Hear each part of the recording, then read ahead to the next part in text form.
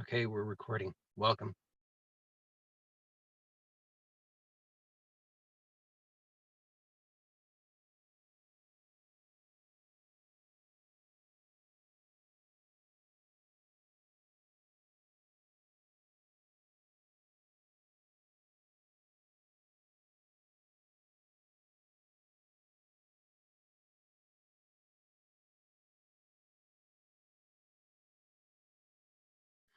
So let's, if you're willing, let's do a little experiment together.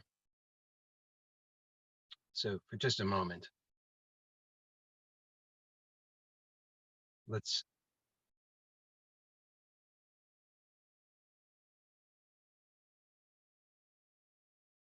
well, let's do it this way. I won't tell you what the experiment is. We'll just start it. It'll be better that way.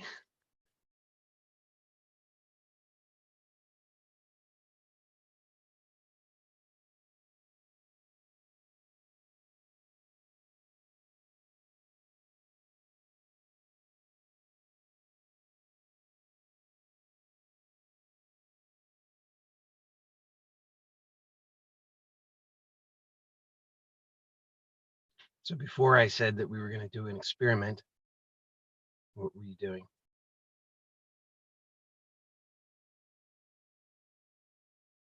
And then after I said that there would be an experiment, what changed?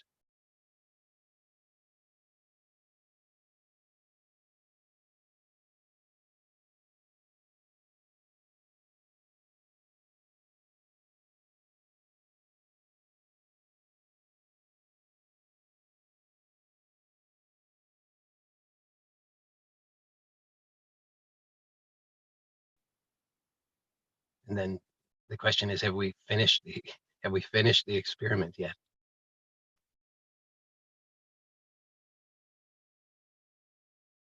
And how will you know if you've successfully begun the experiment or you've successfully completed the experiment?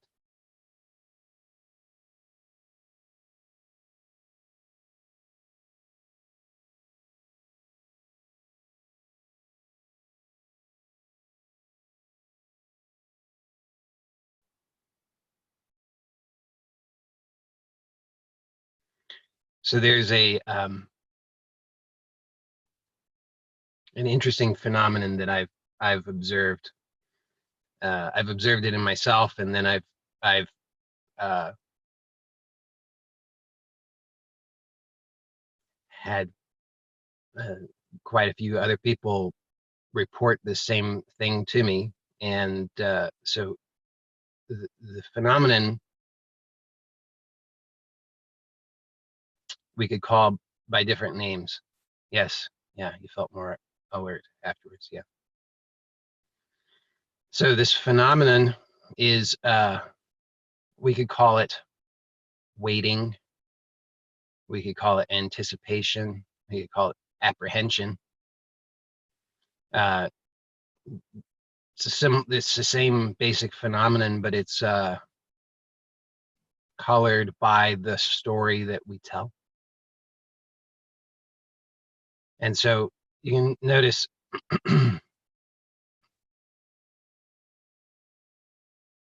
that before you know what's going on, then there's there's a state of some kind. And then when there's some kind of proposal about what's going on, then there's an alteration in that state. And then you're filtering. You can disagree with me if you want, by the way. I'm just suggesting this is likely what's happening. What's likely happening then is that you'll notice that you're filtering all of this through your conditioning. So the conditioning consists of, well, it certainly consists of memory. That's one component of it, right? So you can only think about what you've already thought about, or you can only think about what you think you already know. So, so you have to refer to memory in order to apply or filter through the conditioning. You have to filter it through memory or compare to memory. So have I experienced something like this before? If so, what was that? Was that good? Was that bad? Was that valuable? Was it not valuable?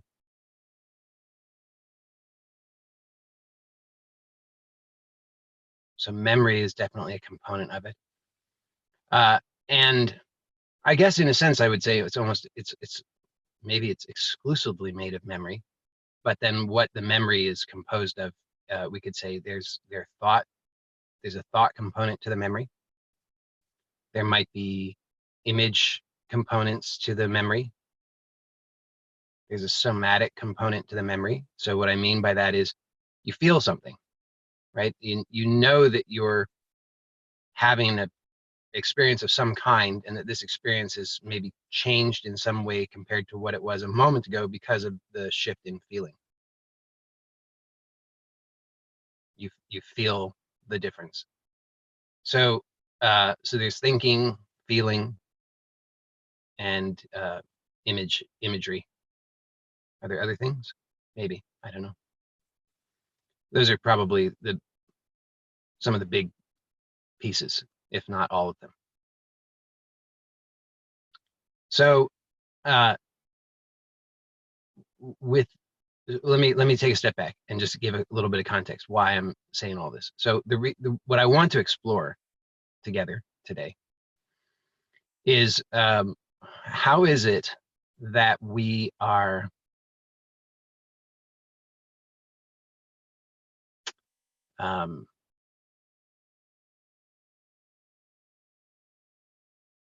just trying to think of the right words here. How is it that we are participating in our lives?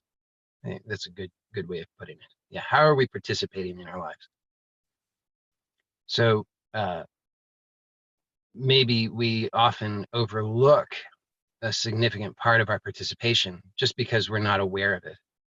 And so I'm wanting to take a look at our actual participation, our actual engagement with life, so that we can become familiar with that.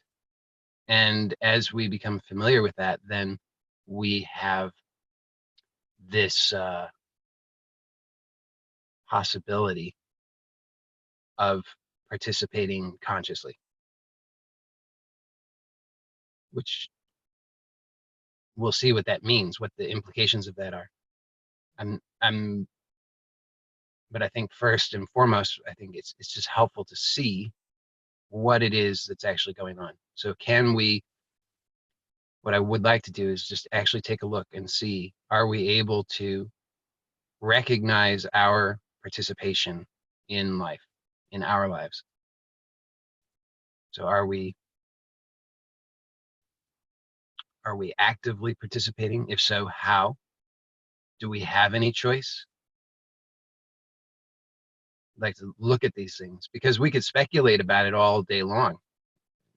Many of us speculate about it and we read books about it and we think about it and we take on other people's theories and we form new belief systems, all in hope that it's going to do us some good, but it doesn't usually do us any good. What will actually potentially, I'll just say potentially, I think it stands a very high likelihood of helping, of being valuable, is for us to actually see for ourselves what is our actual participation, because then we're no longer depending upon theory. Then we're actually able to look directly, perceive directly what is actually happening. And then rather than being reactive, which has been for most of us, I think the predominant way in which we have functioned in life is to be reactive, then we can shift from being reactive to being responsive, which to me is a huge difference. It's a night and day difference, a very, very significant difference between being reactive and being responsive. So this is what I'd like to explore. So when so what I'm proposing is that you can take a look and you can see that there is there's state change happening. And this state change, you can know that there's state change happening because you are able to perceive that somatically. In other words, you feel it. You feel a change in state. You can feel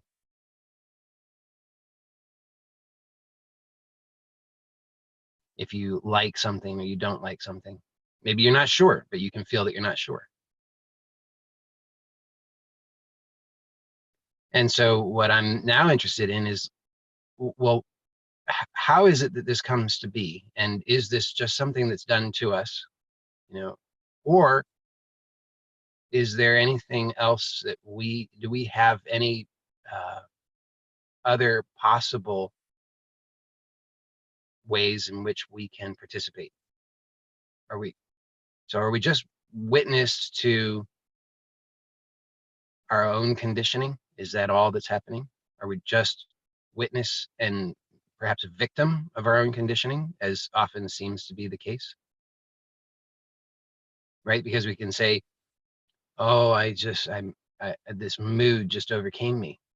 I was fine a minute ago, and now I'm just so overcome by this mood, this change in state. Now I just feel so down. I feel so incapacitated.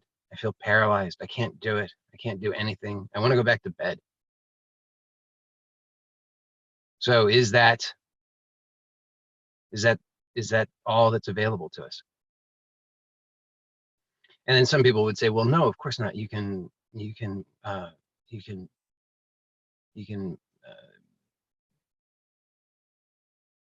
how do we say this? You would somewhat aggressively, not even somewhat, you would rather aggressively push yourself. Say, you're not going back to bed. You've got a whole full day ahead of you. You're not going back to bed. I don't care how this is like self-talk. I don't care how you feel. You're gonna go out there and you're gonna show life who's boss. So that's another possibility that some people have explored, and it seems to work for a while. Except for those of you who have experienced in Europe, you call it burnout.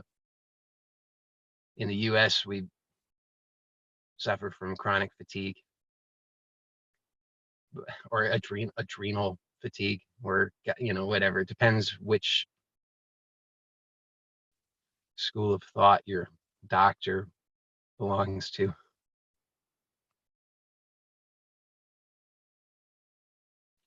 But you can recognize that there's been a long-standing habit for all of us of we're either victims of circumstance. Oh, this mood has overcome me. I'm just a victim. Or we are, I don't know what you call that, like warriors. I'm gonna show life who's boss. I'm gonna get through this. I can do it. Or there's just no other option, right? You just tell yourself, well, I've got kids and I've got to take care of them, and I don't care if I feel like I'm dying. I'm gonna go into the office. Of course, nobody goes to the office now, but a couple weeks ago, up until a couple weeks ago, everybody was in this mentality. Maybe now that people are working from home, they're struggling with this a little bit more. I don't know. So what I'm really, but the thing is, how many of us have actually looked? How many of us have really, really, really looked at what is our actual experience? What is really honestly going on? And I'm proposing almost none of us have. Almost none of us have. You may find it shocking to look and see that, with very rare exception, if ever, most likely, you have been reactive. So you're reactive either in a victim way, right, where the life is being done to you and you're just a victim of that, or you're reactive in the I'm gonna succeed, come hell or high water. I can do anything with enough willpower. I can overcome anything. But it's reactive. And here's the thing. So what we haven't looked at is, I'm repeating myself, but what we haven't looked at is what's actually happening. So let's look now what's actually happening. So I've already kind of pointed out, I've suggested something, which is that if you look at your actual experience right now, you'll notice that whatever this experience is, you don't know, but you've got some ideas about it. I mean, is there anybody here who doesn't have an idea about your experience? If so, let me just see how many people. I can see some of you. For those of you who are on camera, if you have no idea at all, no thoughts at all, no theories at all about what your experience is, please just raise your hand for a moment just so I can see. Like if you really sincerely have okay, nobody's raising their hand, because either you don't understand what I'm asking, or because you have some ideas about your experience, right? You say, I like my experience, or I don't like my experience. It's a good experience, it's a bad experience. It's pleasurable, it's unpleasurable. It's comfortable, it's uncomfortable. I'm getting somewhere, I'm not getting somewhere, or I'm getting somewhere good, or I'm going to hell, whatever. I mean, it's like you have an idea about it. And what you can see is, notice how,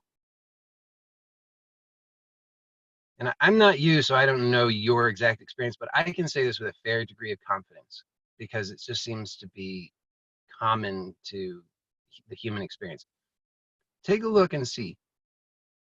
Haven't you been reacting to those ideas pretty much your whole life?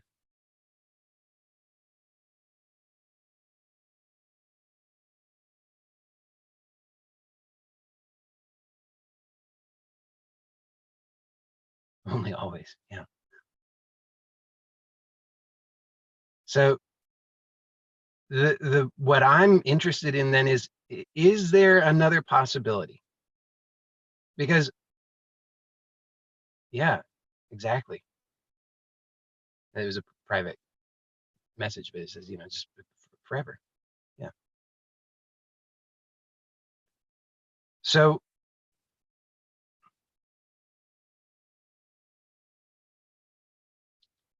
if we see this,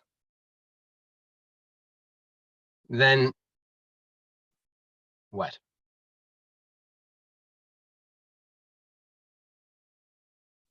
So if we see this, then I would say that actually just seeing this is enormous. And now most people will dismiss this as not valuable at all.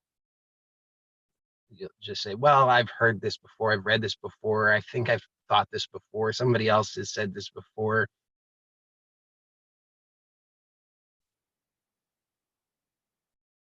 And then what happens is, notice what happens. We turn right back to the conditioned mind to tell us more about the state. Isn't that true? How am I doing now? Is this working? Am I getting somewhere? Am I enlightened yet? Am I happy? Am I free? When will it happen? Will it happen in 5 minutes from now? Am I wasting my time? Right. So what other tool do I have to navigate by? Great.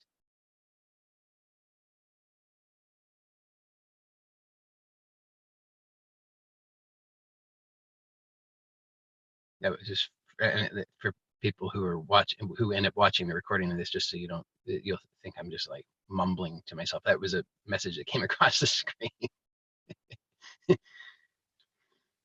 So the so if we see this, if we see that we've been reacting to the mind's judgments, theories, opinions, let's actually take a look and see.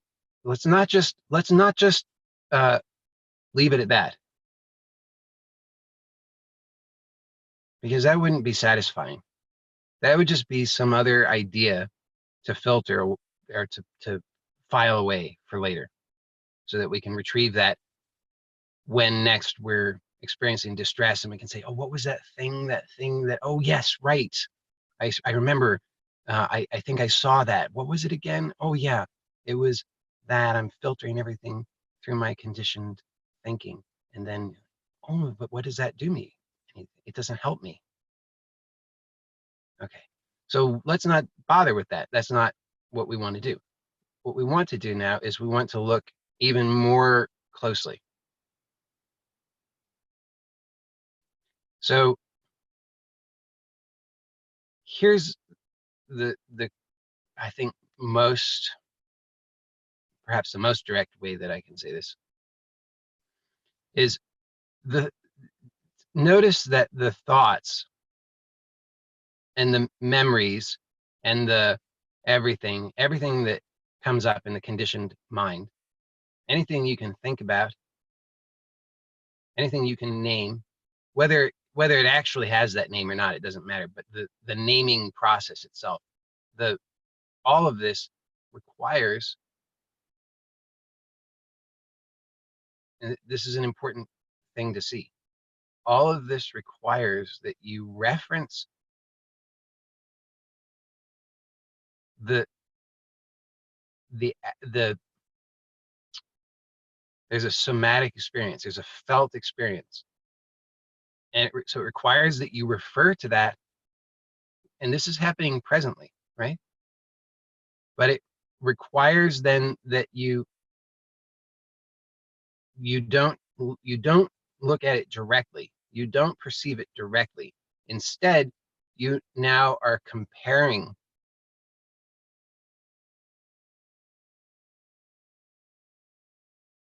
So we're already one step out of sync with the present reality, because the present reality is just it's unknown. We can't know this because we've never experienced it before. This present experience can only be, we'll say, felt.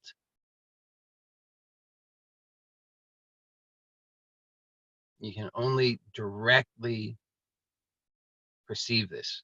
You cannot think about it because you don't have anything to compare it to. So notice that whenever you think about it, you're not thinking about this, you're pretending like you're thinking about this. You're referring to this because this is the only reality there is, you see. And this is how do you know that you are here now? It's not because you think it, right? Because try this, it's another experiment. Okay. I want you to think to yourself, or you can say it out loud, I don't care, 3 times in a row. What am I going to have you think? Okay. I am not here.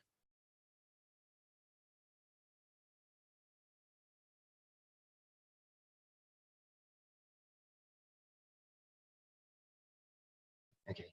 And now I'd like you to think or say out loud 3 times, I am here.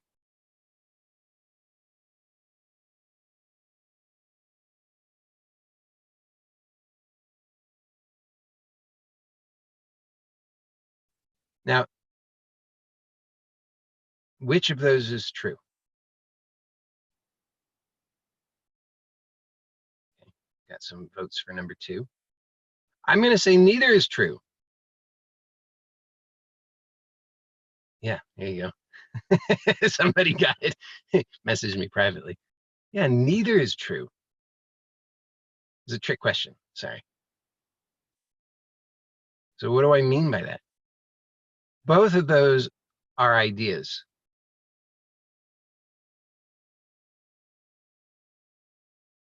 they don't actually have any effect on the reality of what is.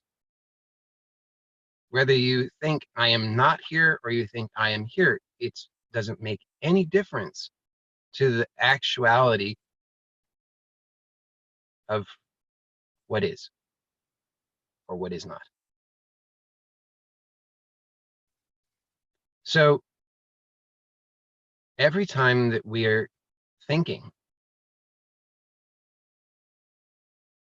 we are making a false connection. We are overlaying the belief, the thought, the conditioned, the conditioning, the memory on what is. What is what gives the sense of reality to the overlay. Okay, so let's do another experiment. Okay, I want you to say 3 times to yourself, out loud or silently, I am a purple alien from Saturn.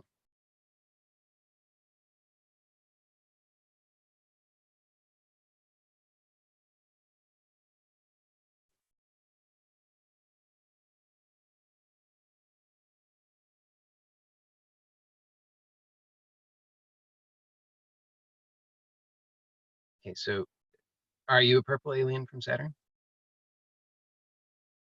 You might be, I guess. But can you see that the thought itself has no power? It's not real.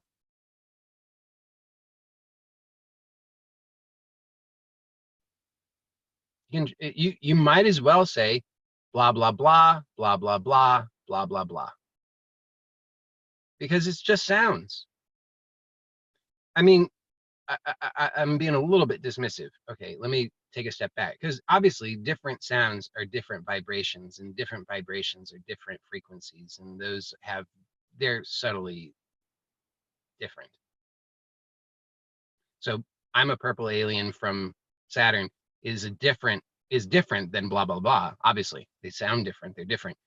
But in terms of their fundamental nature and reality, they're the same, because they're both sounds. And that's what they are. Do you understand? They're both sounds.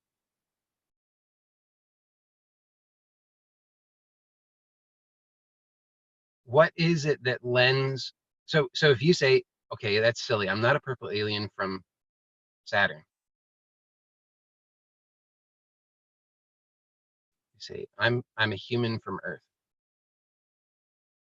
I'm a human from Earth. Now, notice what happens. I'm a human from Earth. Now you say, well, yeah, I'm a human from Earth. How do I know I'm a human from Earth? Well, I've got memories of it, right? Yesterday, you remember being a human from Earth yesterday, and you remember being a human from Earth the day before that, and you remember being a human from Earth the day before that. The day before that, maybe you're not so sure, but the day before that, for sure, human from Earth. So what is it that lends the sense of reality to this? Because you've got memory, image, thought, sound,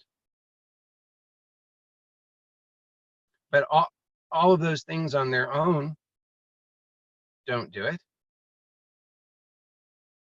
On their own, they can't make it seem real. What makes it seem real?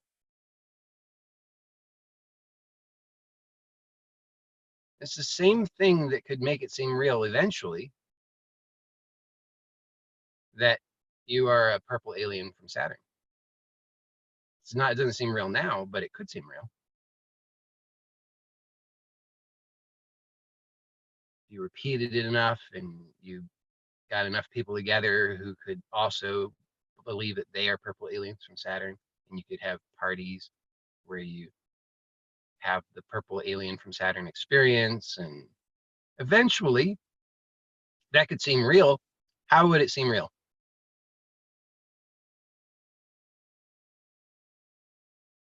Same same way that it seems real when you're dreaming, right? So this is another related point. When you're dreaming, the dream sometimes seems real, right? When you wake up, you say, oh, it was a dream.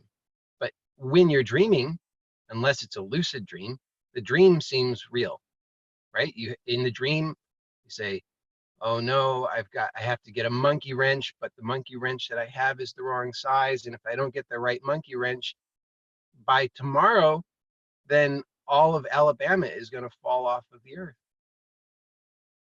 And that seems real in the dream. When you wake up, you say, wow, that was weird. So why does it seem real?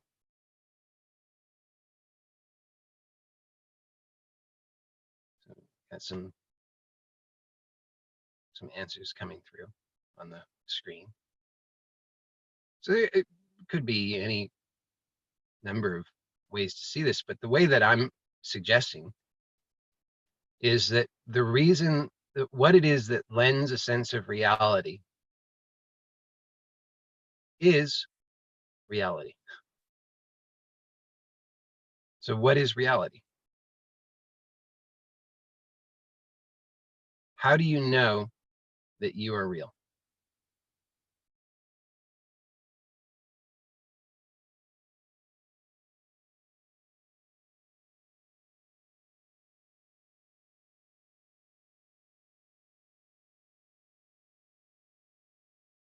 Yes.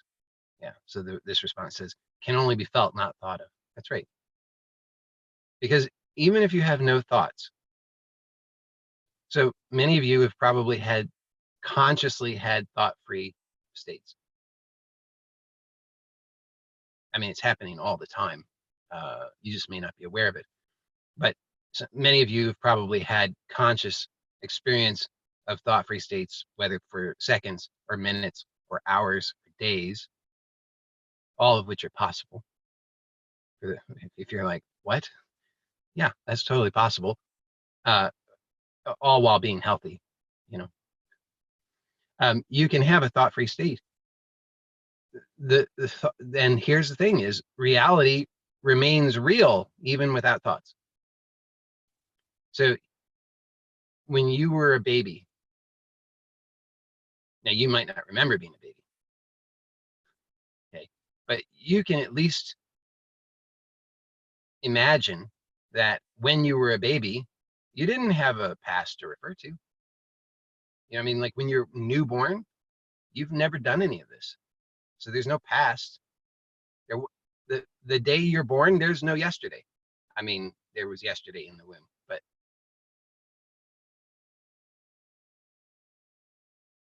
you see what I'm saying? There was no yesterday. So we know for sure that at some point reality existed without a past. For us, we had an experience, every single one of us, of reality without a past.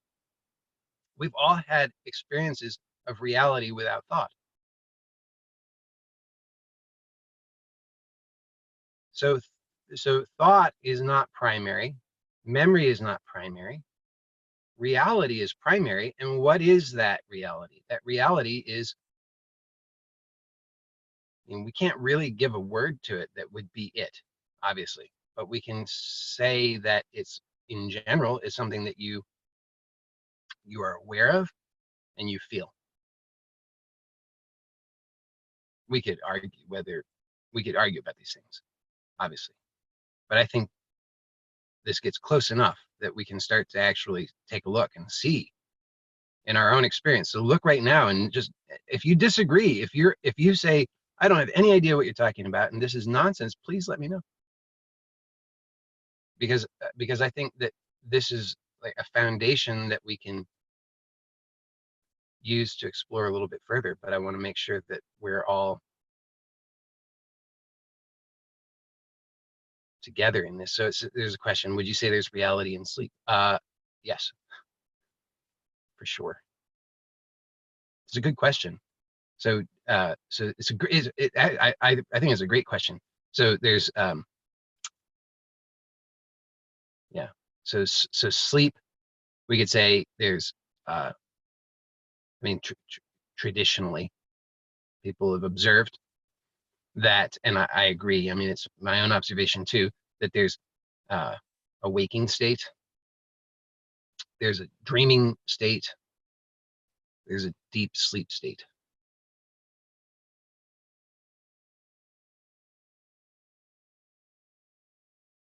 Right? We can all agree on that, right? We all have these experiences. We have, like, everybody here presently, you're experiencing probably waking state. So in the waking state, you have a history, body, personality, all these things.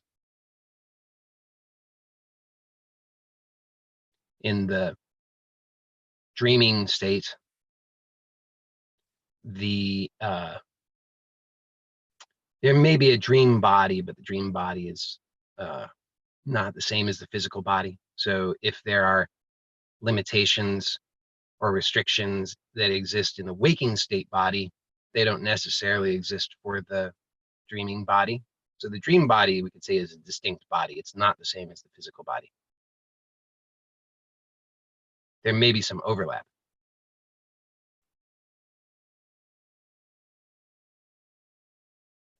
Good question. Yeah, I'll see if I can get to that too. So and then there's a deep sleep state. Now the deep sleep state. So the question here is, I think, if I understand you correctly, you're asking, how do we know that we have a deep sleep state? Is that what you're asking? Yeah. Well, and the answer to that is, don't you? Because the deep sleep state is not, it's not, yeah, it is, yeah, another message coming across saying it's felt, question mark. Yeah, of course, isn't it?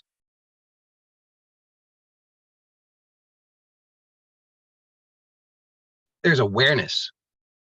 Whether that awareness is, whether that's feeling or not, we could argue. That's why I was saying earlier we could argue. But it is, you have direct perception of this state, do you not? So if I say, and it's not merely inferred, okay? Because, but not during it. Okay, yeah. But here's the thing. When you say not during it, to me, this is such a great inquiry, okay? Because when you say not during it, what that reveals, for those of you who are not privy to the thing, let me just read what it says. It says, and my screen's going to freeze for a moment here while I'm looking at it. It says, I suppose I've felt it once, I feel it once I've had it, but not during it, to my knowledge, referring to deep sleep state. So the deep sleep state, just take a look, because everybody, unless you have a severe sleeping disorder, I would say, everybody experiences deep sleep on at least once every 24 hours. Probably multiple cycles of it. So in this state,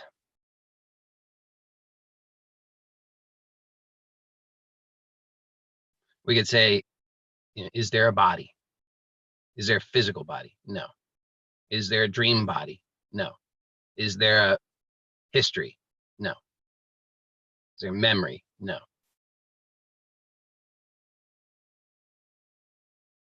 Are there objects?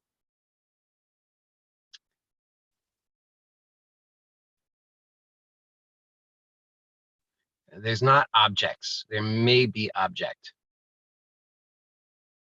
I would actually say there is an object in the deep sleep state. I would say in the deep sleep state, there's still a sense of self. Say there's still a sense of self, but it's very subtle.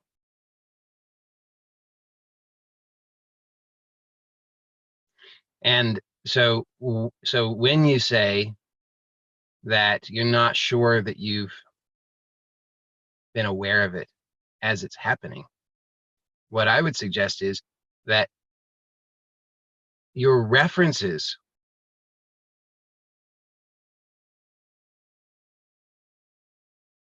isn't that speculative? You're saying isn't it what I'm saying presently is speculative?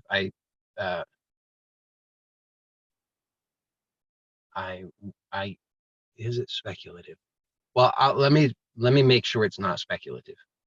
Okay, I'll just describe my experience, and then I know it's not speculative. It's an actual description, and then you can actually just take a look for yourself and see what you find. So in my experience of the deep sleep state is that there is a dramatic reduction in producing of objective reality. Maybe the wrong term to use there. Objective perception. Dramatic reduction to the point where there is, yeah, there's only one phenomenon apparently occurring in the deep sleep state. My experience, only one phenomenon, and it's very, very subtle. So my experience of the deep sleep state, I don't perceive a body, I don't perceive a dream body, I don't perceive history, I don't perceive others, but there is still a subtle sense of what we could call self. I don't know what else to call it. So we could say it's like the sense is that it's email. Yeah. So the question is, would I say that the only remaining thing is a sense of awareness itself?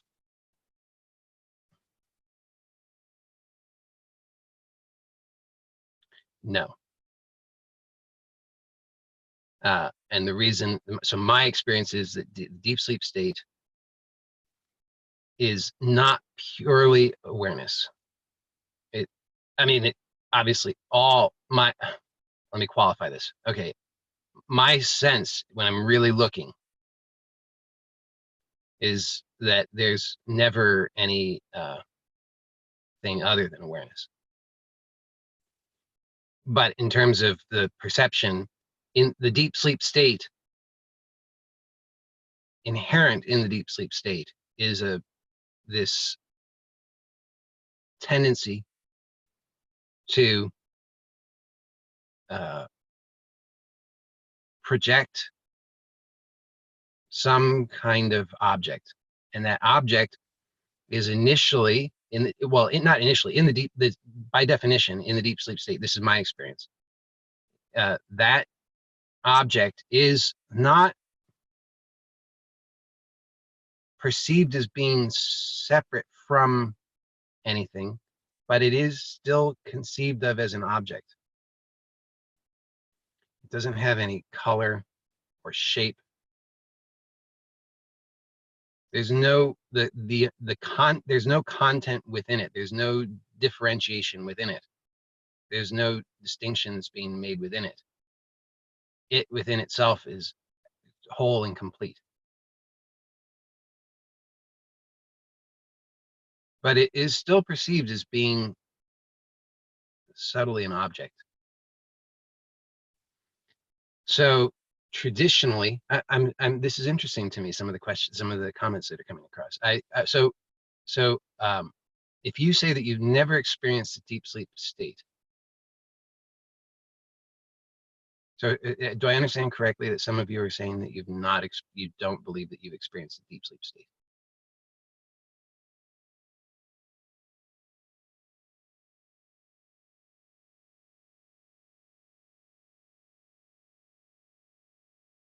You're saying that the deep sleep state to you is hypothetical. You don't actually experience it, as far as you know. You don't perceive that you experience it.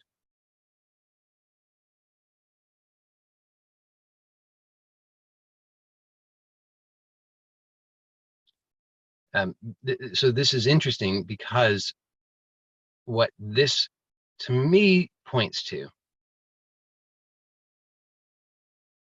is that yes, that's right. So it says, I've experienced it, but there's no memory of it. That's right. This is my point, is that that when we become curious about the deep sleep state, we notice that we can be aware of it,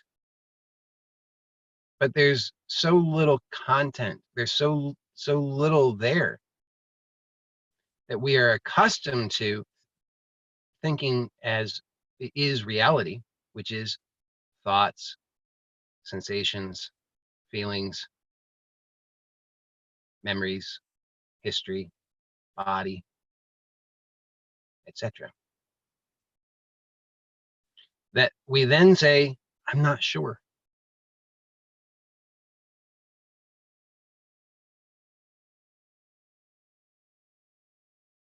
But what is interesting is there actually any more real substance to anything else that you claim is reality than there is to deep sleep? Is there anything, in the waking state, or, well, let's just start with the dreaming state, because, yeah, interesting. Thank you. The dreaming state. Okay, let's just look at the dreaming state. So in the dreaming state, unless it's a lucid dream, so we're not talking about lucid dreaming, just normal dreaming state, you think this is real, right? When you're having the dream, you think it's real. And then when you wake up, what happens? Then you say, oh, it was just a dream. Is there anything from the dream? So if you have a dream, and in the dream, somebody gives you, let's say you go to sleep at night, and you check your bank account just before you go to sleep, and your bank account says you have $5. And then you go to sleep and you dream, and in the dream, you check your bank account, and your bank account says you have $1 million. Now, when you wake up and you check your bank account, what's it going to say? Yeah, zero, exactly. Yeah, because there was that charge you forgot about that cleared while you were sleeping.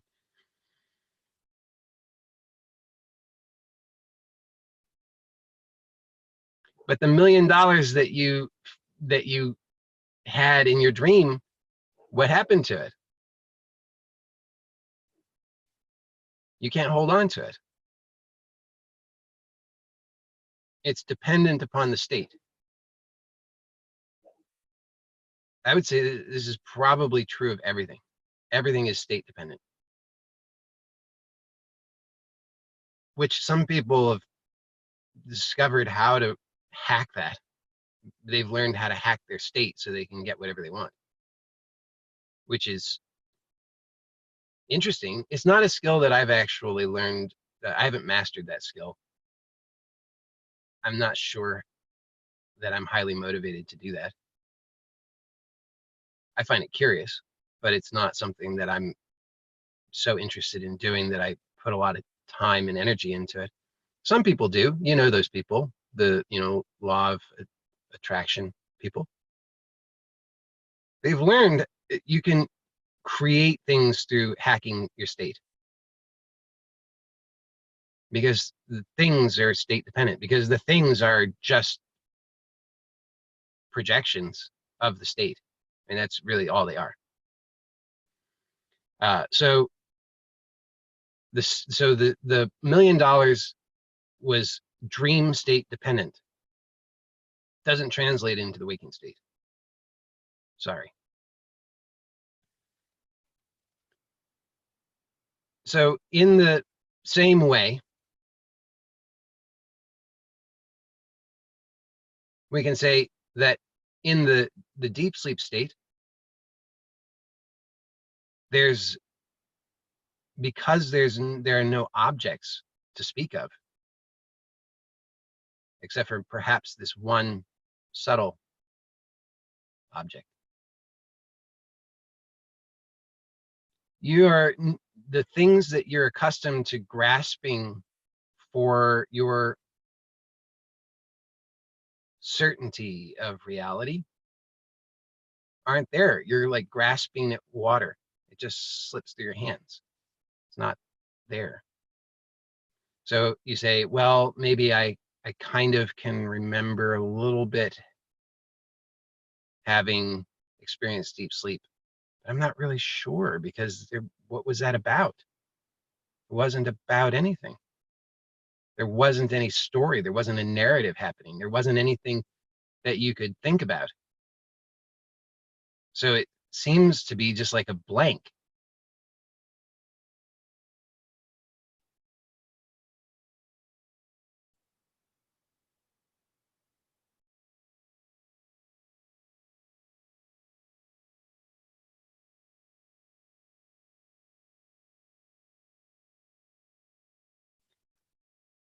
So traditionally, then there's also we also speak about a fourth state.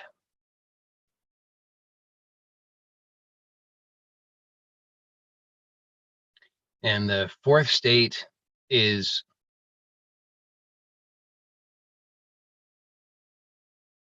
independent of the other three states.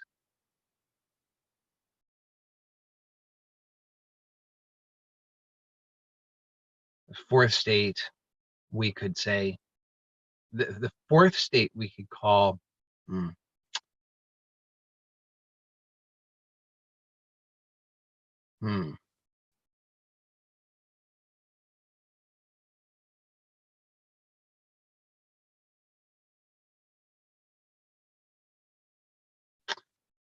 well, so, and now that I'm going to try to give a label to it, I'm going to punt and go with consciousness. Okay, we could call it consciousness, which I'm distinguishing from awareness. So awareness would be, you're aware. Awareness is just given. You can't not be aware, I don't think.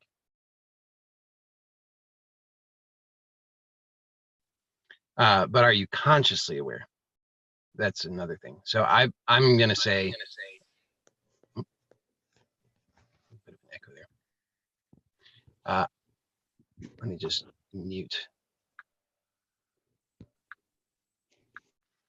So I would say that the way I'm using the word consciousness is to be aware that you're aware.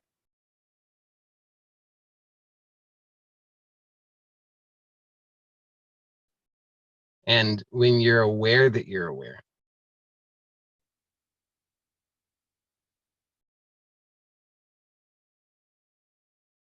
then this fourth state is present in all of the other states: waking, dreaming, deep sleep.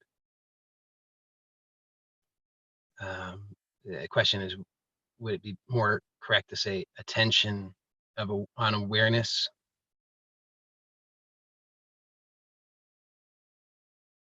No. I mean, at this point we could be splitting hairs, but I would say it's attention has a quality, to me, the way I would use it. Attention has a quality that's subtly different. I'm not usually so precise with my use of language, so I don't know that it's all that important. But no, I've opened a can of worms. I'm getting all of these questions. Okay, so let me just stay with this for a moment. Okay, so the awareness of awareness is not of an object. It's not, you're not aware of an object.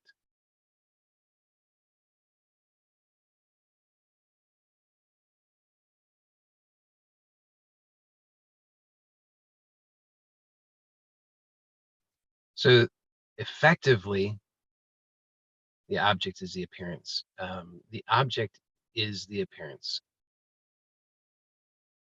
Is that true? The object is the appearance. Actually, the object is not the appearance. The object is the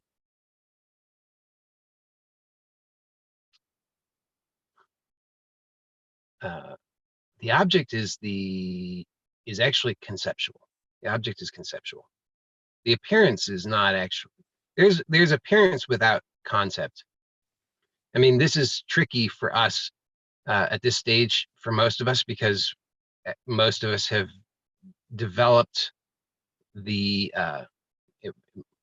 as babies, we developed this, we learned how to focus on objects, which is to say we learned to focus on concepts. We use the eyes to do this. So we're using the focusing of the eyes, which produces a somatic experience, to objectify by focusing on concepts. So there's no thing inherent in seeing, in the visual. It's only concept that says there's a thing. And if you look at a baby, you can see the baby doesn't, newborn baby doesn't focus.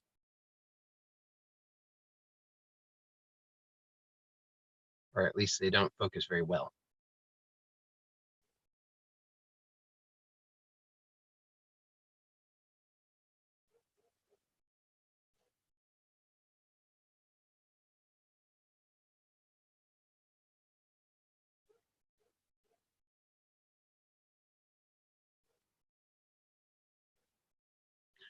So if we can, there are a lot of ways to explore this, but basically you can come back to 0 point, which is where you actually are.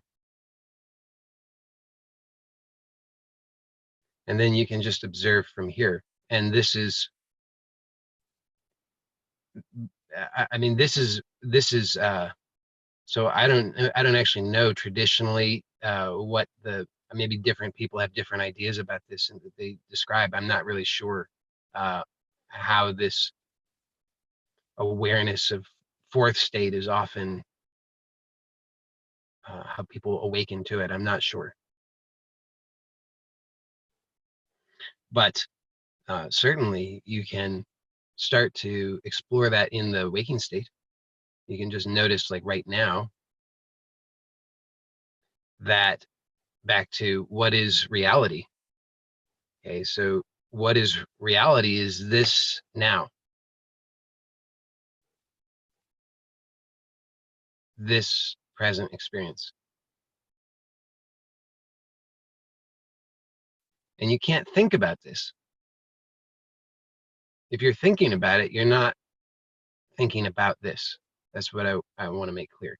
If you're thinking about it, you're just thinking. And then you're overlaying that on the present reality. The present reality then gives, because present reality, is real, that lends a sense of reality to the thinking. Then you say, I'm thinking about what's happening. You're not thinking about what's happening. You cannot think about what's happening. It's just absolutely impossible to think about what's happening. You can only think, but you can't think about what's happening. You can think and think that that thinking is about what's happening. That's it. So it's a total waste. From my perspective, it's a waste. I still do it sometimes, but what a tremendous waste. thinking, pretending like I'm thinking about what's happening. It's stupid because it's painful and it's a lie and it doesn't work.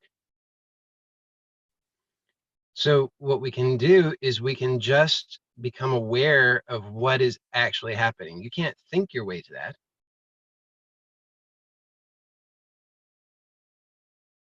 Maybe you could take some, I'm gonna change my stance on that slightly.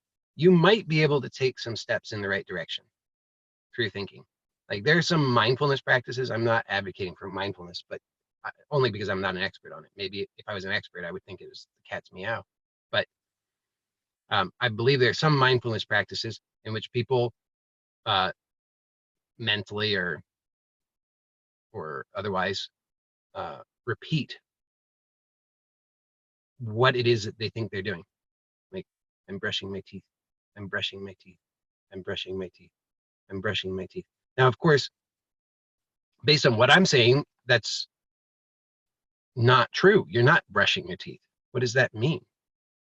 Do you see? In order to brush your teeth, you actually don't have any idea what you're doing. Your idea is not about what you're doing. Your idea is about what you think you did in the past, which you didn't do that either.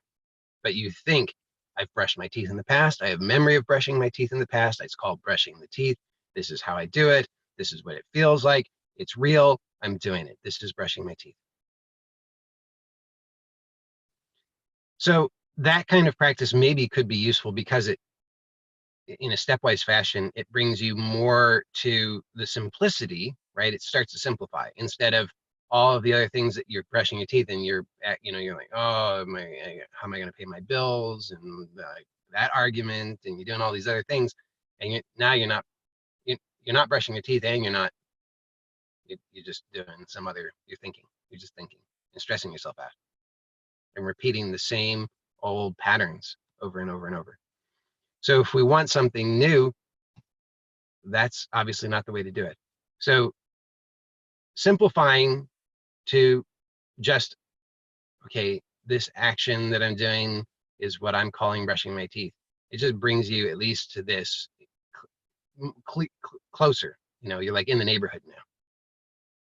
But I'm suggesting we don't need to do that at all. We can just dispense with all of that because that's too much. It's just too much. I mean, who wants to repeat over and over, I'm brushing my teeth, I'm brushing my teeth? I don't. So instead, what's possible is that we can just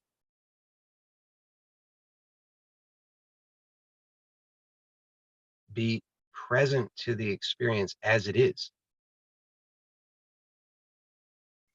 We can just stay with what it is that gives us this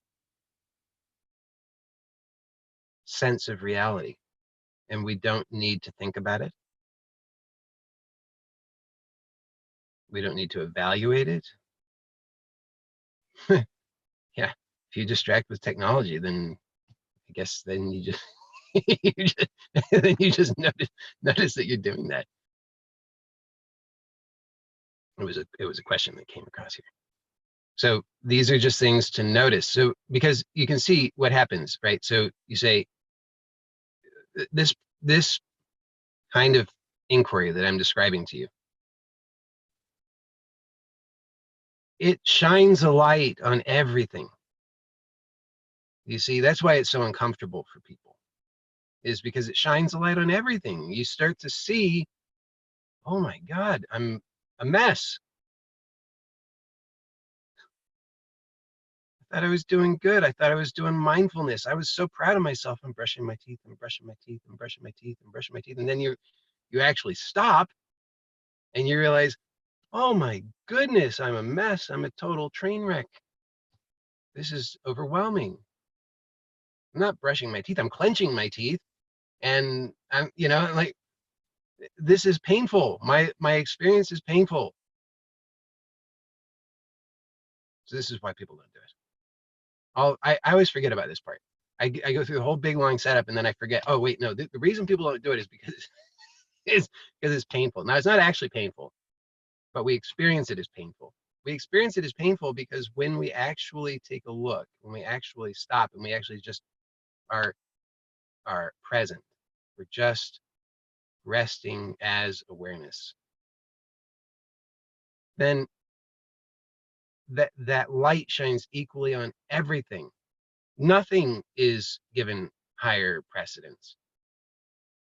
It's all just so, it's like everything's been pushed away. Finally, it can come home.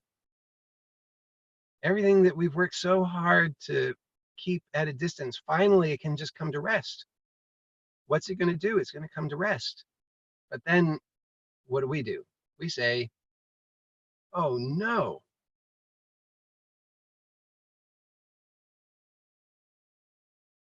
this is horrible.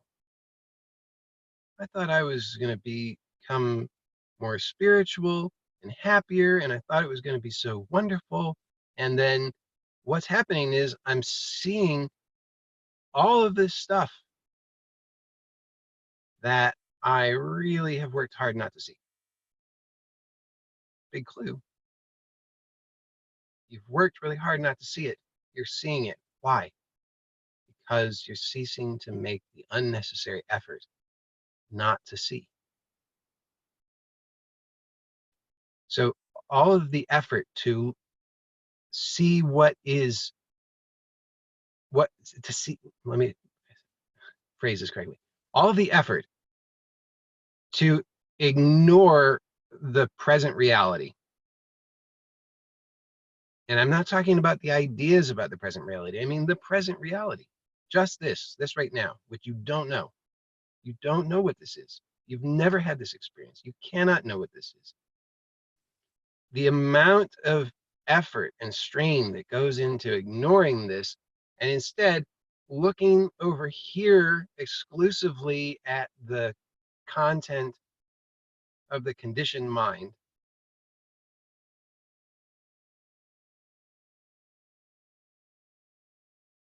that effort and strain is enormous. And we have equated, because we feel it, right? You feel it. You don't necessarily think of it that way, but you feel the strain, you feel the pressure, you feel that you can't hold it together.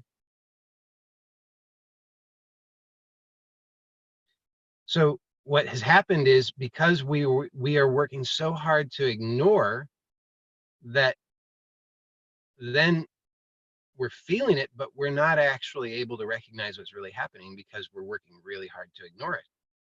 So instead, all of that gets filtered through what? Through the conditioned mind, which is spins its wheel of fortune, and whatever it lands on in the moment is whatever we're going to be victim to, which is going to be, I'm not good enough, life is unsafe, uh, I'm in pain, I'm dying, I, round and round.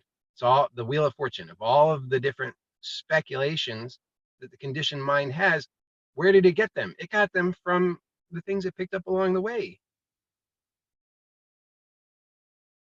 How many times do you say and think the same things that people you've known in your life have said and thought? You get.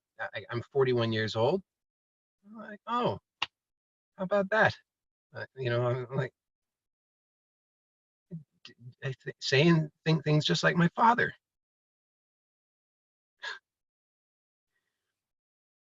So we didn't invent these things. We just picked them up. We inherited them.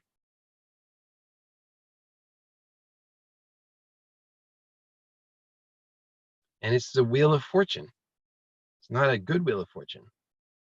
There's hardly anything on that wheel of fortune that's a prize worth having. So what I'm saying, what I'm proposing is that the amount of work that is required in order to maintain suffering is tremendous.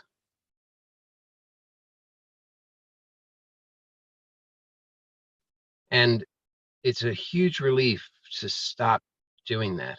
But in order to stop doing that, I believe it's necessary to see what's actually happening. Because if we don't see what's actually happening,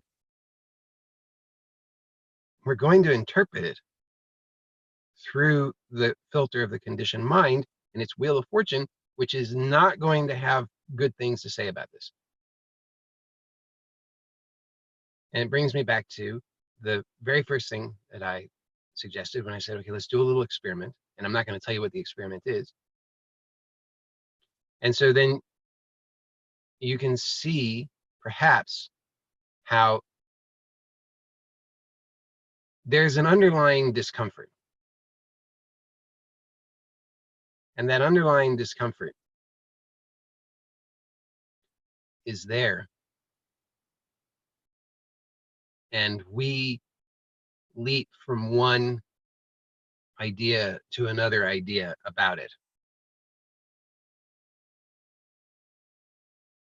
So we're either anticipating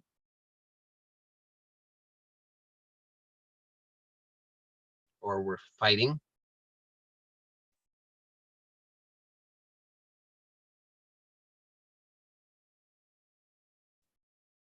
We're worrying. We're fidgeting. And it just depends upon what story, what narrative we're placing our attention on. But what we're not looking at is what is underlying that, the actual effort, the tension, the actual discomfort, not the thought about it. And when we actually look at that, so just look right now and notice how much effort you're making right now. Imagine that you have died. Okay.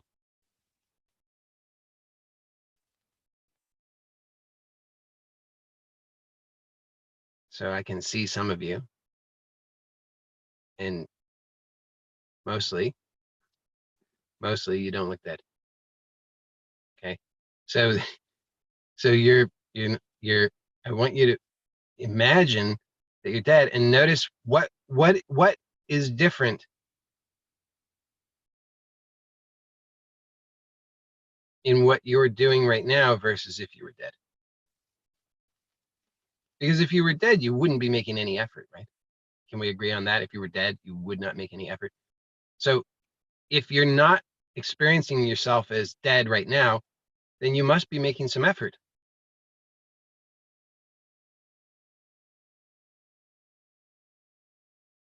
You see what I'm saying? You're doing something. So that doing, why are you doing that?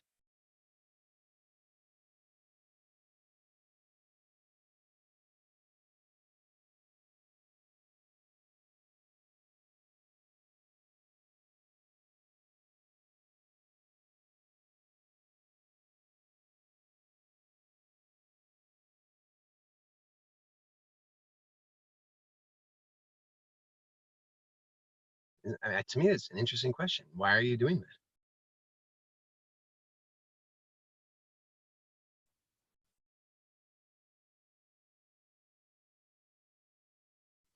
Protection. Yeah.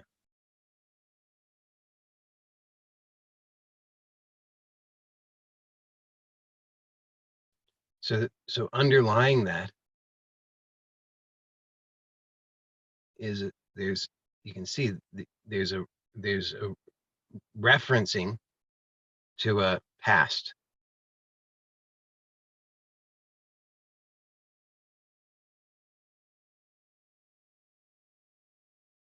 What do you need to protect? unless there's a past, unless you have some idea.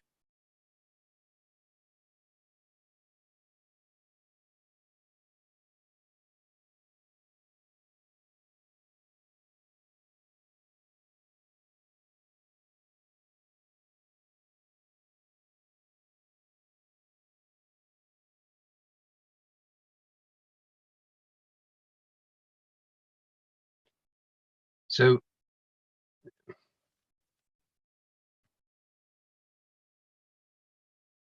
me just check the time.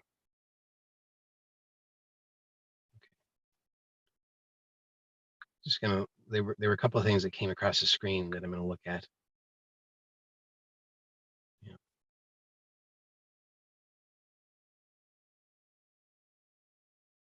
Okay.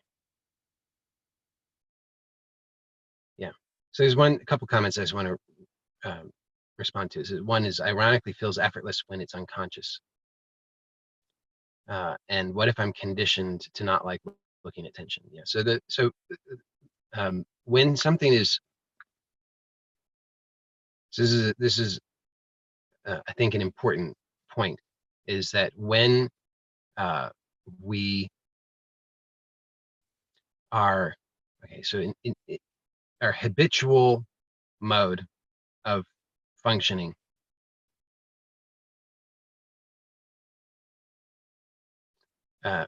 actually depends upon a great deal of strain, and also depends on a lot of momentum. So we're actually, I mean, physically, and for those of you who've participated in some of my somatic trainings, you've probably had experiences of this. You can see how physically our movements are, our habitual movements are not continuous and smooth. There are enormous gaps. And how do we get from point A to point B in these with the gaps in between? We get there by momentum. We fling ourselves to overcome resistance. And so when we actually become, so we, in that conditioned state, we become somewhat anesthetized.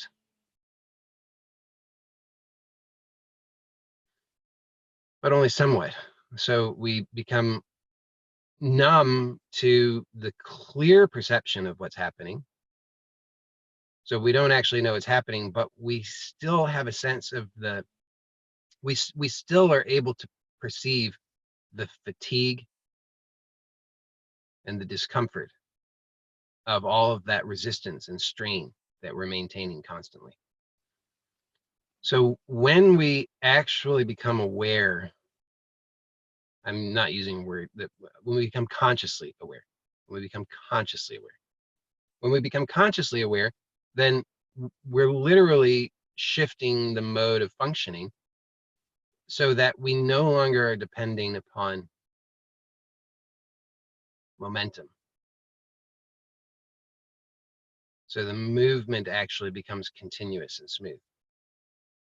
Now, the same thing is happening whether we're doing a somatic movement exploration or any kind of genuine inquiry, because the slowing down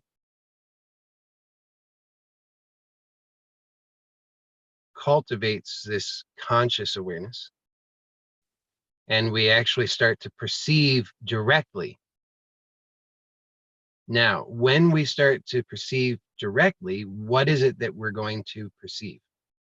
The answer is we're going to perceive what's actually here,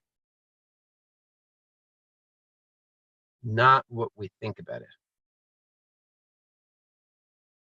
And you'll start to notice that there's a cognitive dissonance, if that's the correct term to use, where you have a conditioned idea about what this experience means, the significance of it, the name of it, where it came from, what you need to do about it. And it's going to have its whole story, and the labels, it's going to say, as an example, it could say, this is pain. It's from when I fell off my bike when 20 years ago. Or it's going to say, this is anger and it's related to my divorce. Some story. Whether you're consciously thinking of it or not, it doesn't matter. But that's what you refer to habitually. When you become present, consciously aware by slowing down, you become actually aware consciously of what's really happening. And there's this dissonance because here's this habit of, okay, here's the story, but your attention,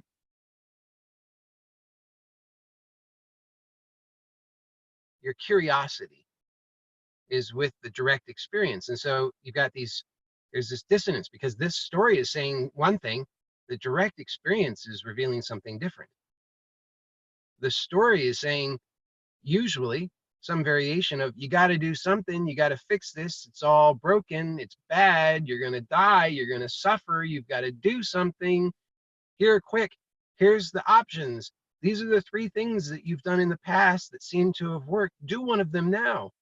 And if you're just staying with the direct perception, the curiosity is going to win out, because the curiosity is going to say, wait a second, this doesn't match.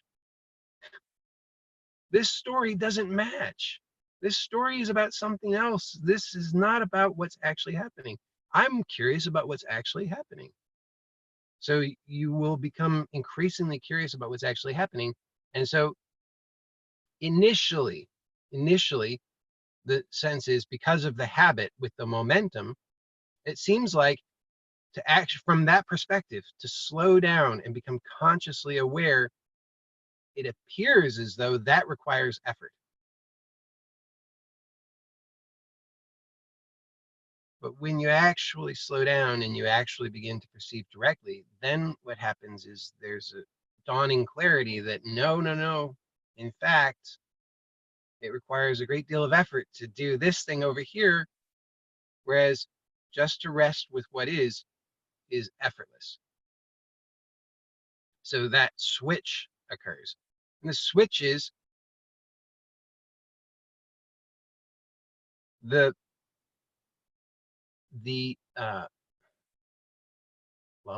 I'll have to take a look and see what is the answer to that question. What is this switch?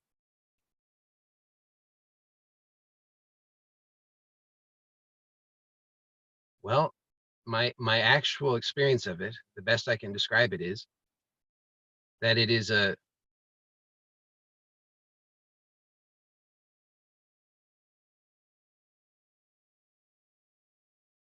I experience it as a release of gripping. So I experience that there's an inner sense of gripping, and that gripping has associated with it a story of survival, got to grip to survive. And when I actually become aware of when I'm consciously aware of what's happening, I'm consciously aware of that, of the effort required, and therefore I'm no longer motivated to continue doing it.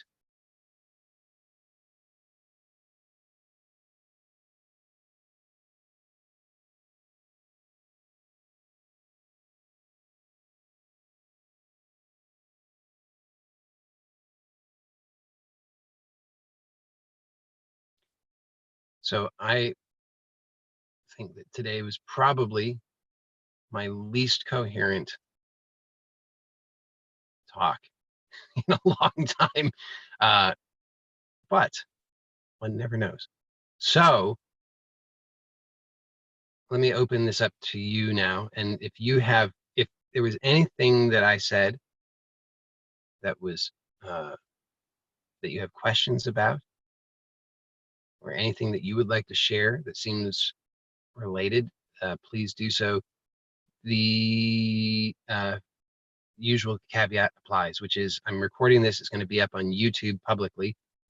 So if you would not like to be in the public video, then don't speak, because if you do speak, you will be in the public video. But if you do speak, then just know that you'll be in that public video.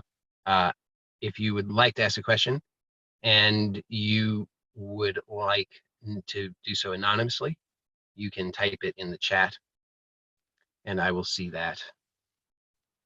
And if you'd like to speak, just unmute yourself, and I'll give a moment for that now.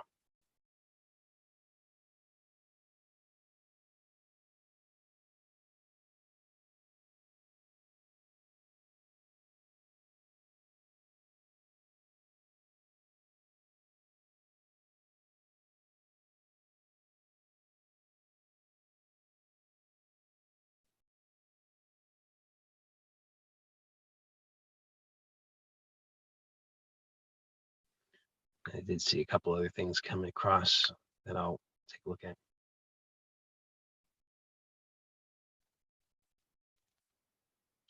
Okay, so here's a question. It says, I don't think I can slow down sufficiently, but I can cultivate that moment by moment. Does your answer fit in with a humiliating mistake I made? There was a favorable, preferable outcome, but I somehow made the mistake, but I can see that as a story. Yeah, so yes, absolutely applies. If you've, I mean, who has not made humiliating mistakes? I would say whether or not they're mistakes or not, my life has been a long series of humiliation. So I think that we all are humiliated often, if we're really sincere and honest. And yeah, it absolutely applies, because you can see that what you call humiliation is in fact what? So I'm having trouble to open up. Yeah. So but opening up, the opening up is still an idea. So this is another important point, because we're still judging that we're still referring to conditioned thought, to our conditioning, to tell us what the experience is. So the conditioned thought will say, first of all, this is humiliation. And then second of all, it will say, and the solution is to open up. And then it will say, but I can't open up.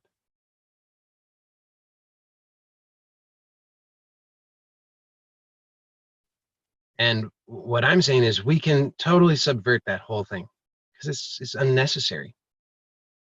It's always a proposal of that there's something in the past that was a problem that's carrying over into the present, and that we need to do something in order to resolve that in the future. And so in this case, we can see, okay, I'm humiliated. That's the name of this experience. It's because of what happened in the past. And now I'm going to need to fix that. And I'm going to fix that by opening up, but then I can't open up. So now I'm in a bind.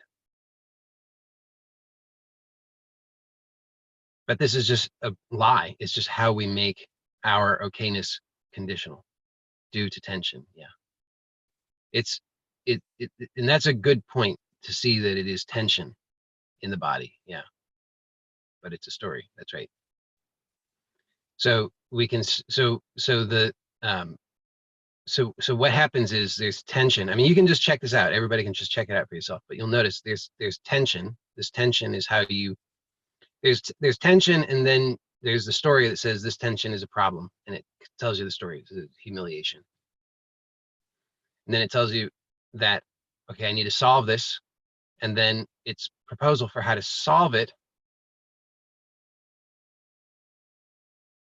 will be invariably the conditioned mind's remedy, proposed remedy, will involve more attention. It won't propose it in a way that seems like that. It will, the conditioned mind will say, no, open up. But the conditioned mind doesn't know how to open up. It can't do that. It's not capable. Condition, because when you are open, there is no conditioned mind. Conditioned mind doesn't know how to do that. So what it's going to do is it's going to try and approximate what it thinks opening up looks like or feels like. So I use this example often just because it's easy to demonstrate. I don't know if it's effective, but I use it. Okay, so if the conditioned mind, so we've got a fist. Okay, now conditioned mind could come to the point of recognizing, yeah, but it can be your forehead. That's fine. It's going to say, okay, I've correctly identified this conditioned mind. I've correctly identified the problem. It's this tension here. And now I know the solution. The solution is to open it up. And it sounds so good because it's so close to being true.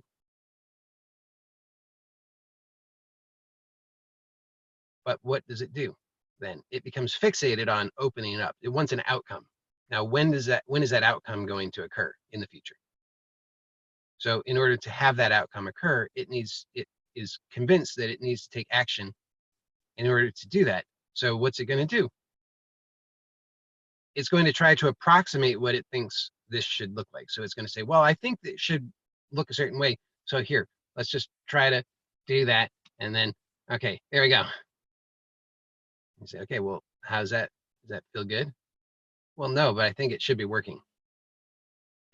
Yeah, it's still tense. Because as soon as I do this, then there we go. Fist. Yeah. So what we're doing, so we say, okay, this is specific to the forehead that this person is writing on. So I've got this tension in the forehead, and I realize I've got this tension in the forehead. Now, a lot of people are holding a lot of tension in the forehead.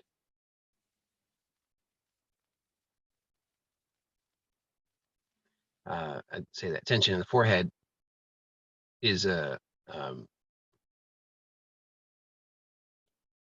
yes, seeing clearly is the easiest thing we can do, but it's not easy yet. But if we have this tension in the forehead, so we're doing this, then we become aware of that.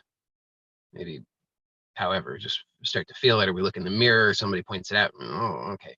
Then we say, okay, so now I know the answer. The answer is I need to relax the forehead. So, okay, now I've relaxed my forehead.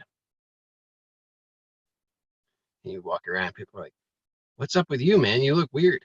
You say, well, I'm very enlightened now. I've relaxed my forehead. Then, oh, how is that working for you? Well, feels a little tense, actually.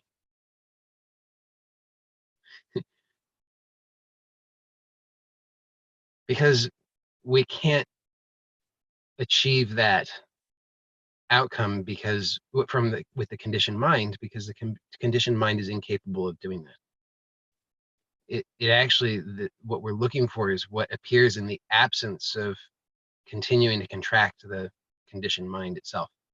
So what we have to do is become aware of how it is that we are making the unnecessary effort. And then we have to begin to soften that. So there's two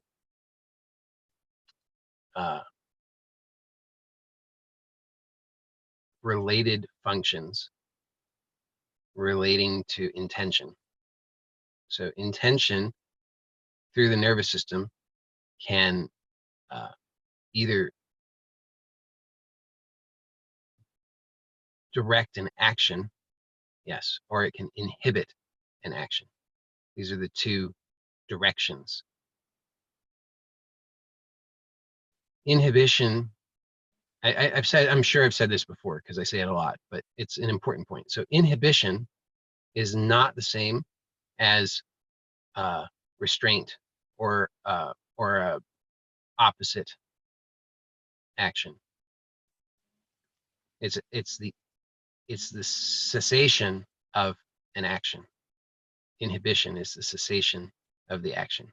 It's moving in the direction of cessation of action. Um, so when we're softening, we're inhibiting action. We're not using more action that's opposed to the existing action. So this is restraint, or forcing the hand open. But to soften, to inhibit, is just to cease doing the thing, which requires yes. So message came across, yes. That the answer to that is yes. So if we have to first become aware. This is why I said from the beginning, we could speculate forever.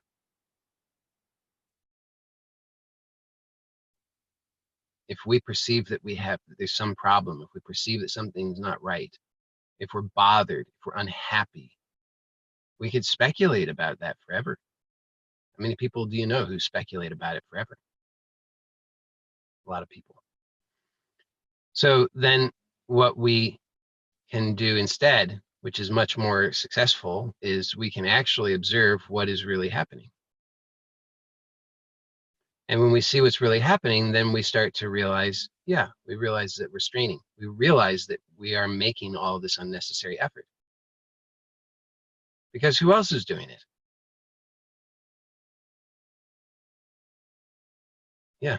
I mean, we're gonna joke. We're gonna come up with some idea about it. But again, we're back into the same thing. Then we're thinking about it. We're speculating about it. But instead, we can actually just take a look, so we can see what it is that we're actually doing. And when we actually become aware of that, then we have the possibility of ceasing to do it. And there was another question that came across that I want to look at here. So it says, if there's a decision to make, who makes it? If I'm only being aware of what is. Yeah, great. So to me, this question of who chooses or who decides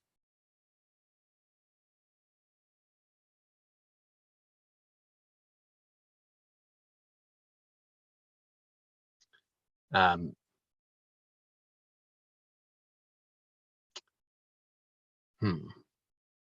I think that it can be a valuable question on multiple levels. I think that the way that it's often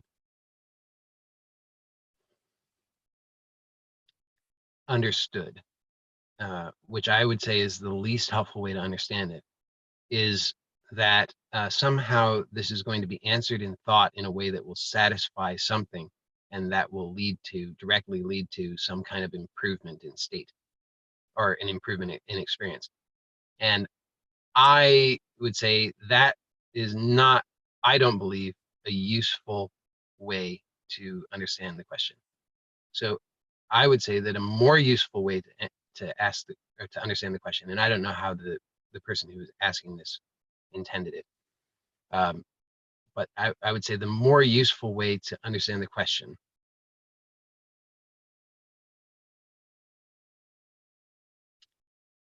is,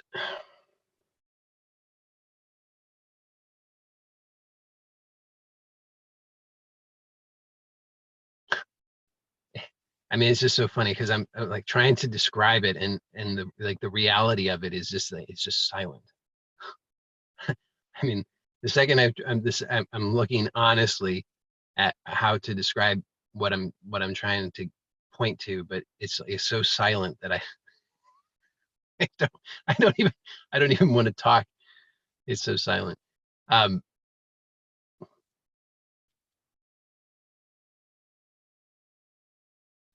okay, so what you can see instead is this. You can see that the whole idea that there's someone who's, and this is really related to everything that we've been talking about.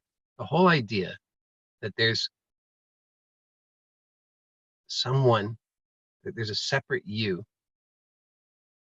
who is wanting or needing or going to choose something or do something or fix something that's going to give you what you want,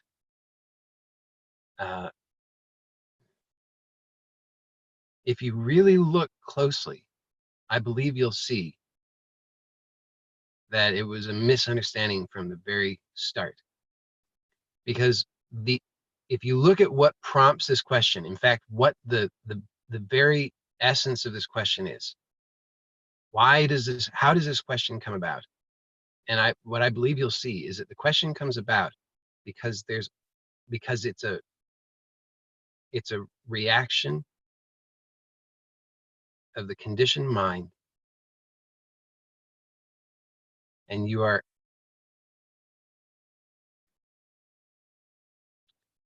attempting to somehow fix or escape the current strain that you're experiencing.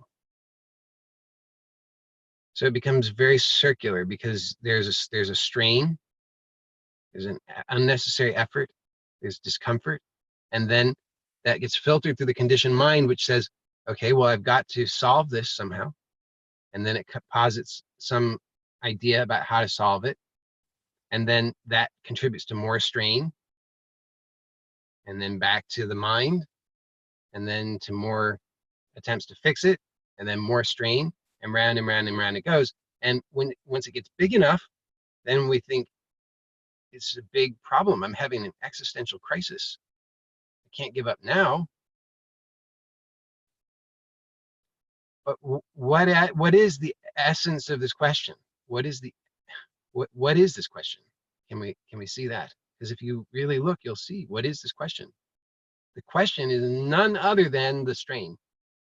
That's it.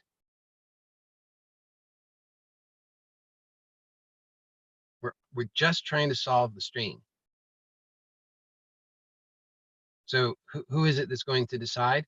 Is if you really look at if you trace it back to where it came from, don't follow where it's pointing to, because it's pointing to more of this same vicious cycle.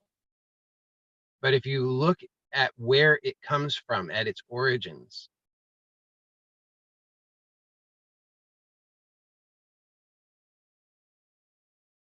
can you see that what its origin is simply some squeezing? It's just like a little bit of squeezing.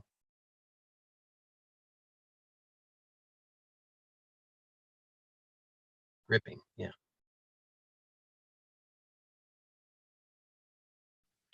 And what you're actually looking for, I believe, what you're actually looking for, you will discover here in at what it is that is at the heart of the question itself.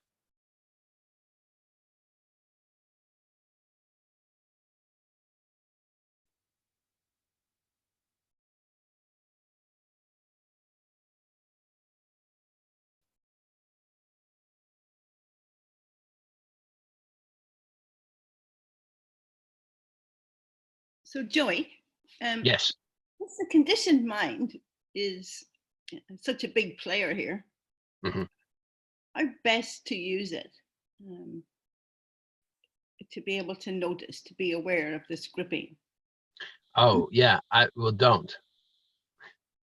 Okay. Yeah. Well, because the condition, it's a good question.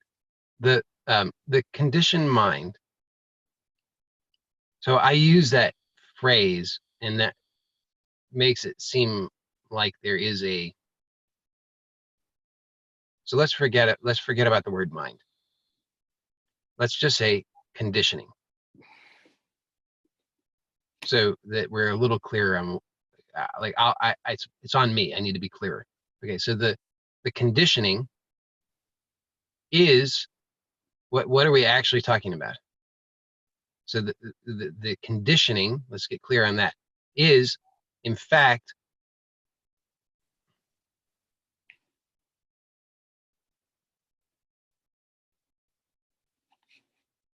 okay. So something. So this is a good question. I'm having to actually look. So the the conditioning,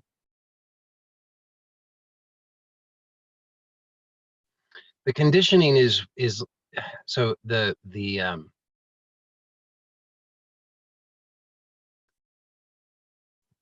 when the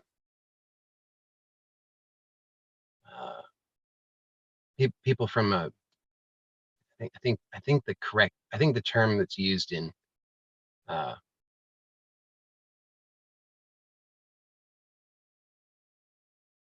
think the Sanskrit term that's used is samskara, I believe, and I think that's usually translated as a impression, which I think that's samskara. It's to the person who's messaging me privately there. It's samskara. Samsara, I think, is a different word, but a samskara, I believe, is the term that's used for an impression. It doesn't really matter. I mean, for our conversation, it doesn't matter what the term is, but that I think is a pretty good description, is an impression. So there's you could say biochemical energetic impression.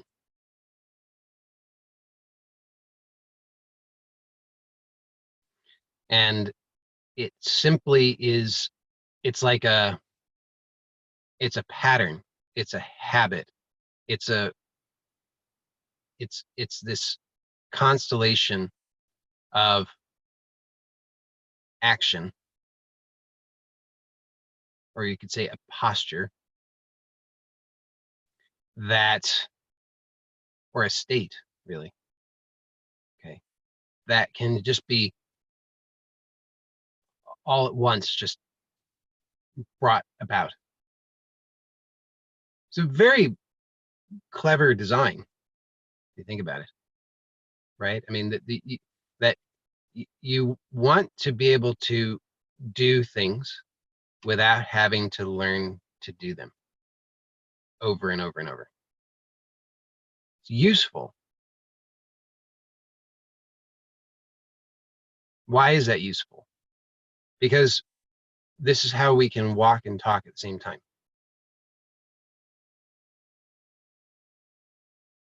If you were having to learn to walk and learn to talk, you would have a hard time doing them both at the same time.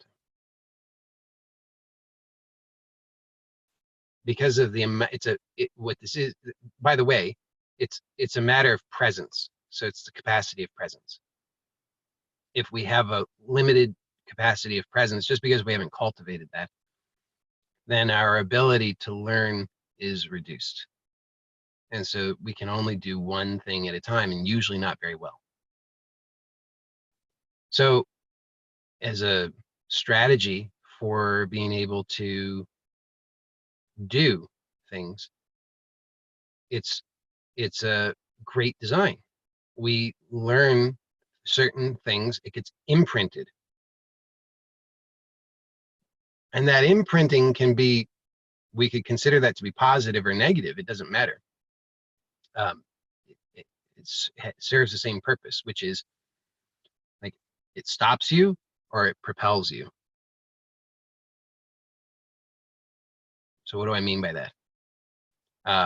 So for example, you don't want to be learning, you don't need to know everything about the particular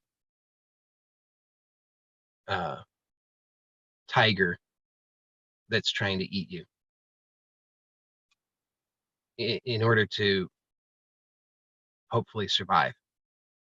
You don't need to study it, and you don't need to do any of that. All you need to do is be able to identify threat, response. So functioning from this symbolic mode has utility to it. The problem is that we are not, so the conditioned mind is, or what I'm calling the conditioned mind, the conditioning has value, potentially. However, that's what it is just conditioning. The conditioning itself is incapable of doing anything other than just being conditioning. So if you, here's the mistake that happens. Somebody has been traumatized by a tiger.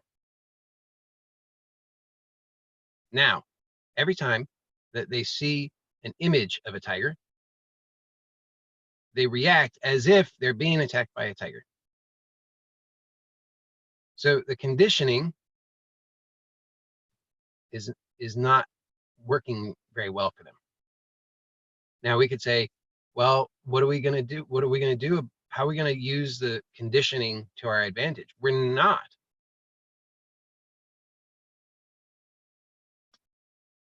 The conditioning here is the conditioning is improperly being applied. So we need to, if we don't want to suffer like this anymore, if we've got this problem with the tiger image, then we need to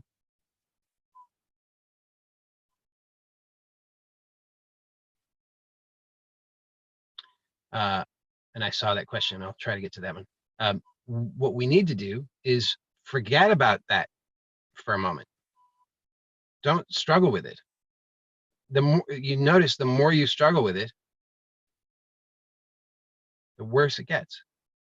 Because if you're dealing with the conditioning, what are you going to do? That conditioning is there. All you're going to do is reinforce it. So when we notice that we have this unhelpful conditioning, when we notice that, or we notice that the conditioning is being applied in circumstances in which it's not helpful, then forget about the conditioning. The conditioning is not, if you fight with the conditioning at that level, or try to manipulate the conditioning, or you try to do anything to change the conditioning, it's not going to work. So a better way is to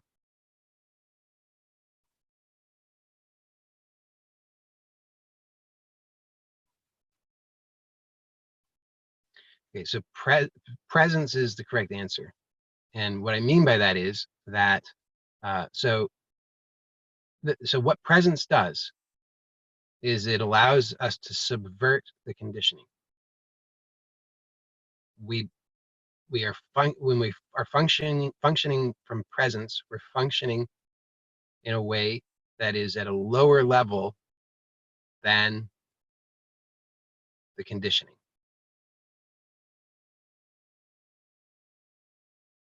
And so the way that we can do this, so with this example of the tiger, so this is we have to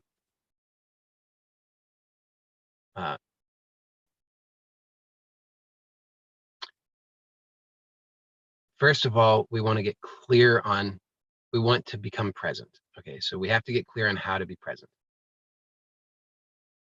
So in order to be present, it's not actually that hard. We want to slow down.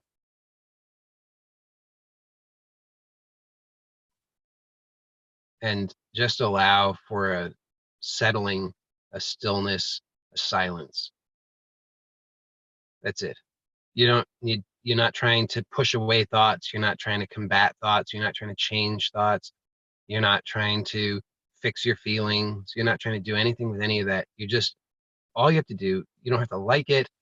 You don't have to, anything, just slow down and just be present,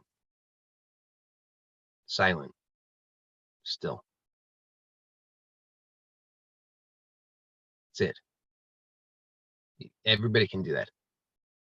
You don't have to sustain it for a long time. You just have to know how to access this. Now, when you're clear on how to access this, then you access this, you come to be very present. And then you want to stimulate or trigger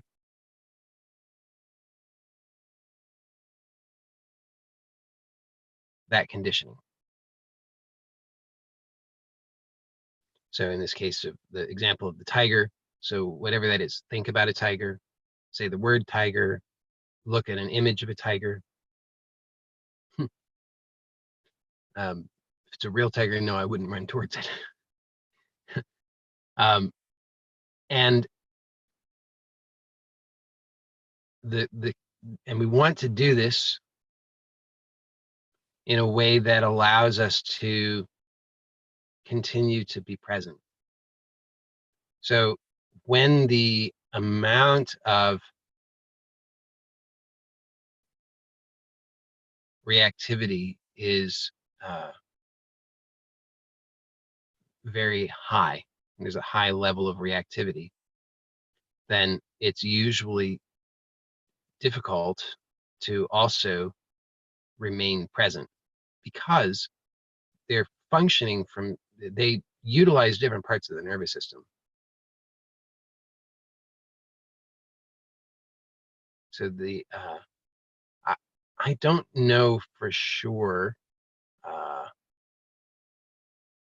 I mean, I'd have to. Honestly, at this point in my life, I've got other things to do. I'm not that motivated to try and figure out what parts of the brain are involved. But I think there's good enough evidence that that these activities correspond to different regions of the brain and nervous system, generally speaking. And so so it's sort of binary. And yeah, I would say that the whether it's I think the limbic system probably generally seems to correspond to activity there, seems to correspond to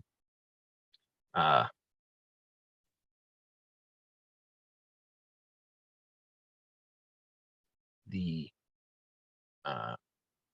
conditioning.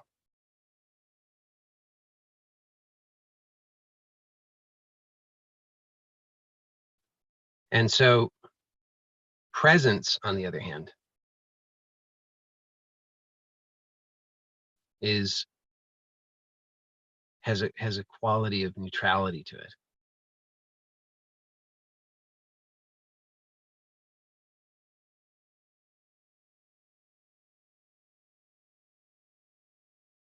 And so this approach, it's in a general sense is a successful approach that's been used in treatment of PTSD.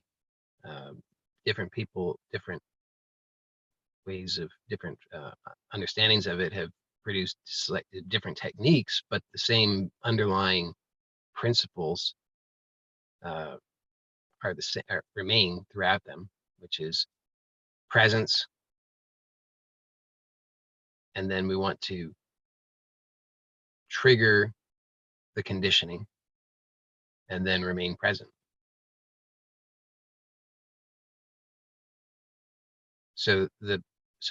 And we want to do it in a way that is not going to be overwhelming. So typically doing it progressively is going to be best. So we start with, we find what is the maximum level of intensity that we can provoke and remain present.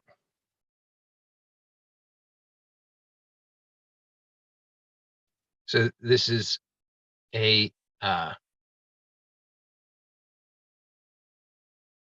comes back to some of the things that we've talked about today, which is that in order to remain present, this does not mean that you have to have happy thoughts. Presence does not equal happy thoughts. You could have any kind of thought could happen or not happen, and it is irrelevant in terms of presence. Presence doesn't have a judgment about the thought.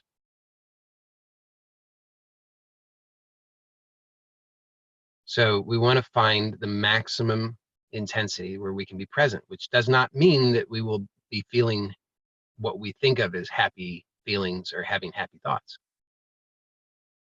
It just means that we're able to just be present. We're just able to just see what's happening. So we just can when we're present, we just notice, hey, there's an image of a tiger. There's clenching. There's a surge of, yeah, they're screaming. Yeah.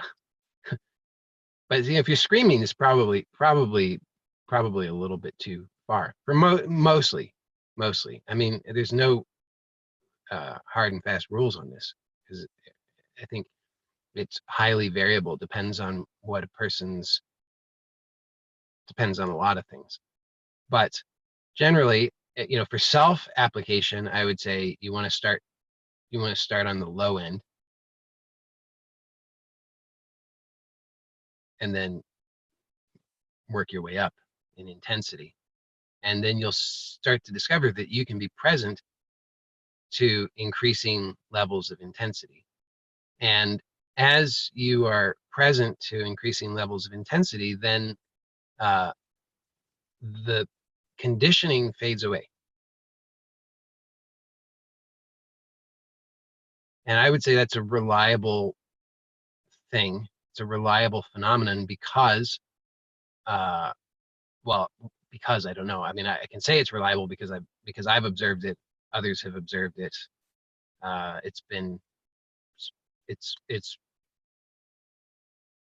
I wouldn't say the best, the most well-researched thing, but it's reasonably well-researched. So a lot of people have made this observation, and so I would say it's reliable. And then I would say that I can explain its reliability because once the conditioning has been exposed through presence, then it's just very clear whether or not that conditioning is useful or not. And if the conditioning is not useful, then it won't, you will cease to reinforce that conditioning.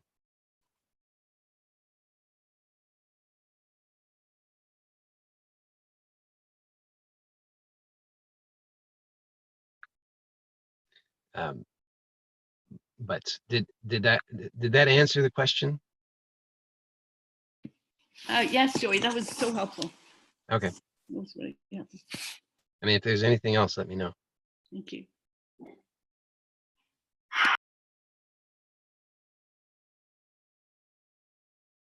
Anybody else?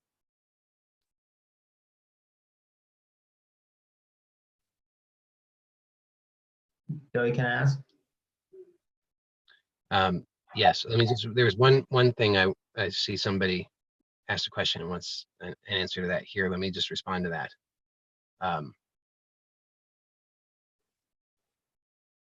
Okay. So it says what if you're conditioned to have a surrendered response and then the tiger eats you up? I struggle with a surrendered response.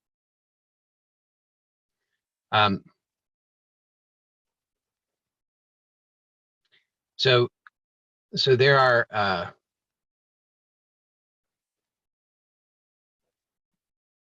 okay. So there are three main for humans. There are three main responses. The least desirable. Yeah, you got him. Well, no, it's two of them. So it's a private message, but I'll describe them. So freeze is one response. Fight or flight is another response, and then soothe is the third response. I think I've described this before in these meetings, but it's possible I have not. So I'll just very briefly, I think I talked about this rather extensively last week, actually, but no, I was in another meeting. Okay, so the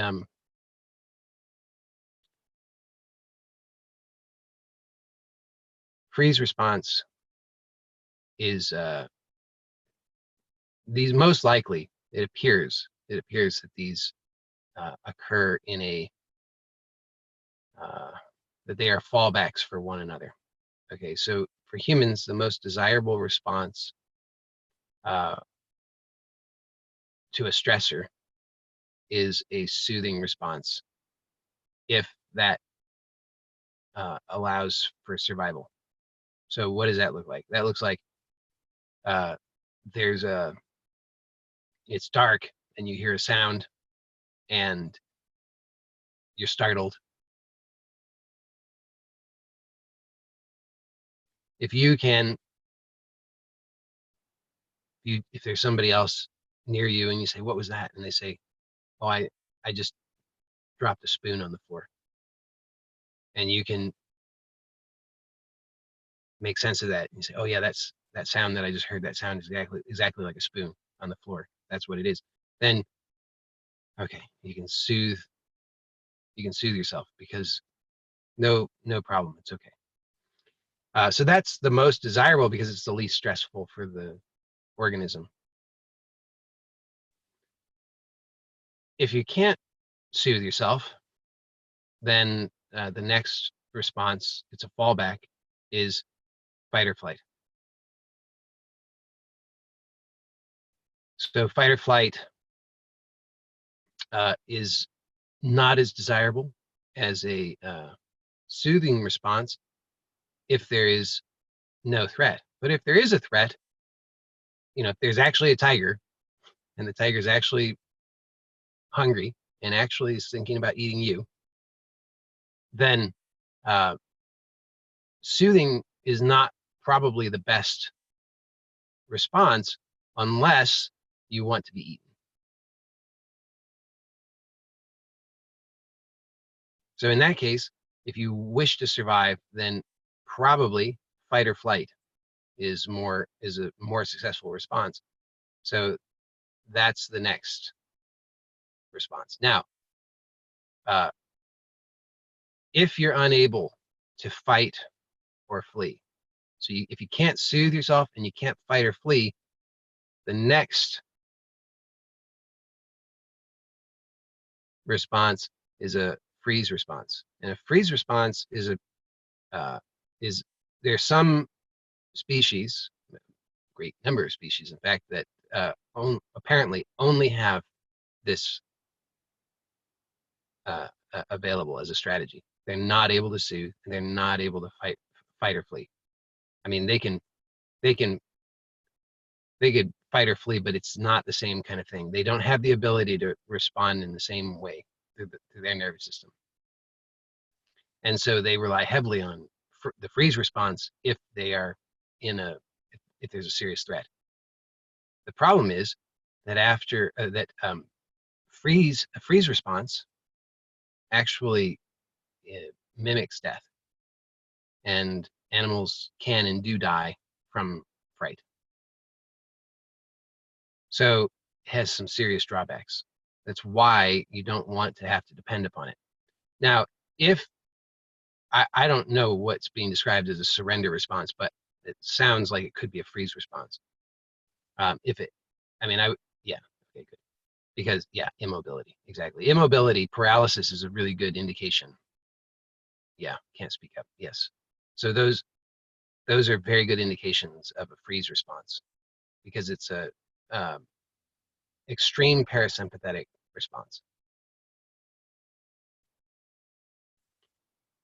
Whereas fight or flight is an extreme sympathetic response. The freeze response. So one theory about this, and I'm going to emphasize that this is a theory because I have not tested this enough to have a lot of confidence about this, but I believe that Peter Levine, or Levine, I think it's Levine, who's the Waking the Tiger is his book, interestingly, and he's the guy who created somatic experiencing. So yeah, you already know this. He, I believe, describes something similar to what I'm about to describe, which is that if a person is in a freeze response, or if they have freeze response conditioning, this can be sometimes more challenging, I would say often more challenging for those people than it is for people who are stuck in fight or flight responses. They can both be challenging, but I think I got this from him, but I might have gotten it from the Stephen Porges work that I've read. But either way, the idea is that because of the fallback nature of these reactions, that if you find yourself in a freeze response, that it can be useful to initially move out of that freeze response into a fight or flight, and then into a soothing. So you can, so if you have a, I think there are a couple of ways that you could experiment with this. I mean, one would be just physically to increase the sympathetic tone, which you could do by just like pressing against something. I mean, you could probably just press your hands together like this, and it would help. You could press against a wall.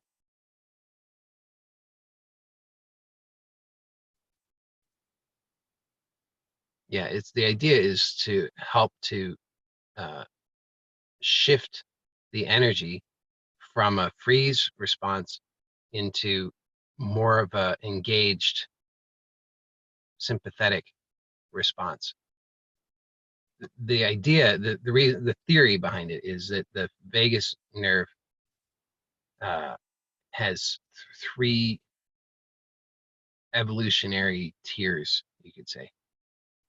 And so reptiles, as an example, have only 1 of those. Other mammals have 2 of those. Humans have 3 stages of evolutionary development in the vagus nerve, which corresponds to these responses. And the theory is that you have to go through, you don't need to have notes on all of it, but the point is that in theory, they're fallbacks for one another. So the soothing response is, for a human, the optimal if there's no actual present threat. If we're unable to activate the soothing response, then our fallback is fight or flight. If we're unable to activate that, then freeze is the fallback for that. If you find yourself in a freeze response habitually, then the theory is you struggle to shift that, then it may be helpful to initially bump yourself from freeze to fight or flight, which is, you don't necessarily need to fight or flee, but to, well, yeah, so to another message, the hands on, if the hand, I hear you on that. I mean, I definitely understand that this is a challenge, and it's one that I had to have people reporting often enough, which is not to say all that often, but still often enough. I mean, there's a handful of people who who report these kinds of things to me. So I'm highly motivated to continue to work on this, to figure out easier steps through this process. But with patience, for sure, the general method that I'm suggesting does work. I've applied it to myself, and I've had it work with all any kind of conditioning. I have yet to encounter any kind of conditioning that it doesn't work with. The challenge is just that when we find ourselves in that when the conditioning is a freeze response,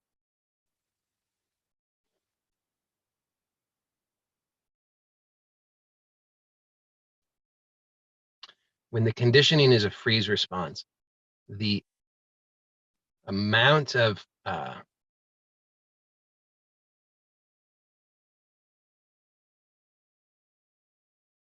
I can notice that the quality of the experience is so different, so distinct, that it is a distinct mode of functioning within the nervous system, and it's highly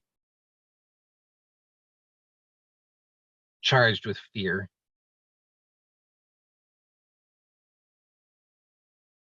And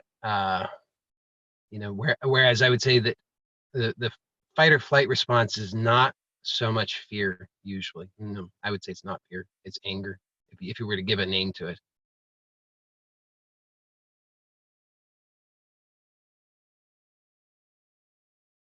But with the freeze response, typically what happens is we're immobilized, paralyzed, and taking the words out of my mouth here, sheer terror.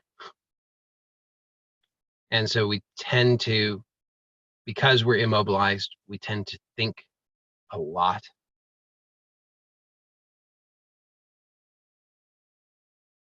And experience a great deal of terror.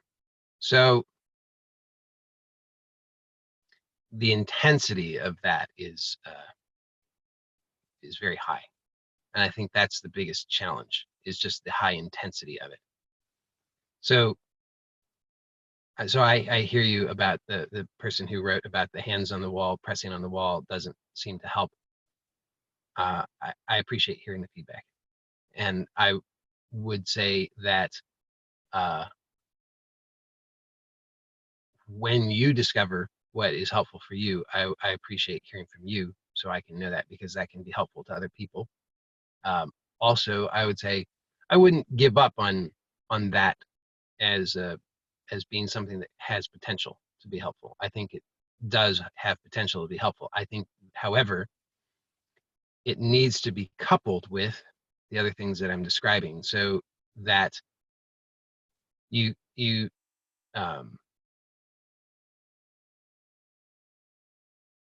so what you're going to notice with this is you're going to pass through these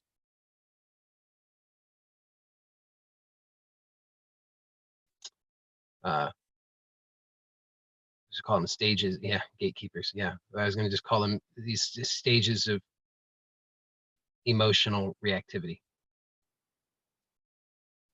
that will be coupled with, they'll be synonymous with states of tension. And so those we usually want to avoid. When those arise, then we usually have habits to try and avoid them. So you'll notice, if you're really observant, you'll just start to see how you look away, you give up, you distract, and make excuses for that, which I don't have any judgment about that. I'm just making observations that's you can see that that's what happens. The excuses will be, I can't, I'm too weak, it's too hard, I'm not strong enough, I'm not good enough, I'm just broken, it works for other people, it doesn't work for me. On and on. These are the kinds of excuses. But you'll notice that paired with that are these emotional reactions that you find to be scary, unpleasant.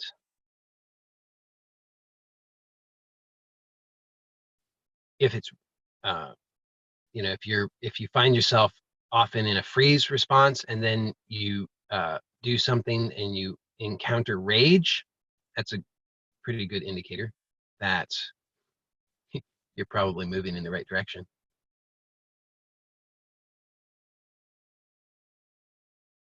But if you're many people who are chronically stuck in these freeze states avoid anger and rage like the plague.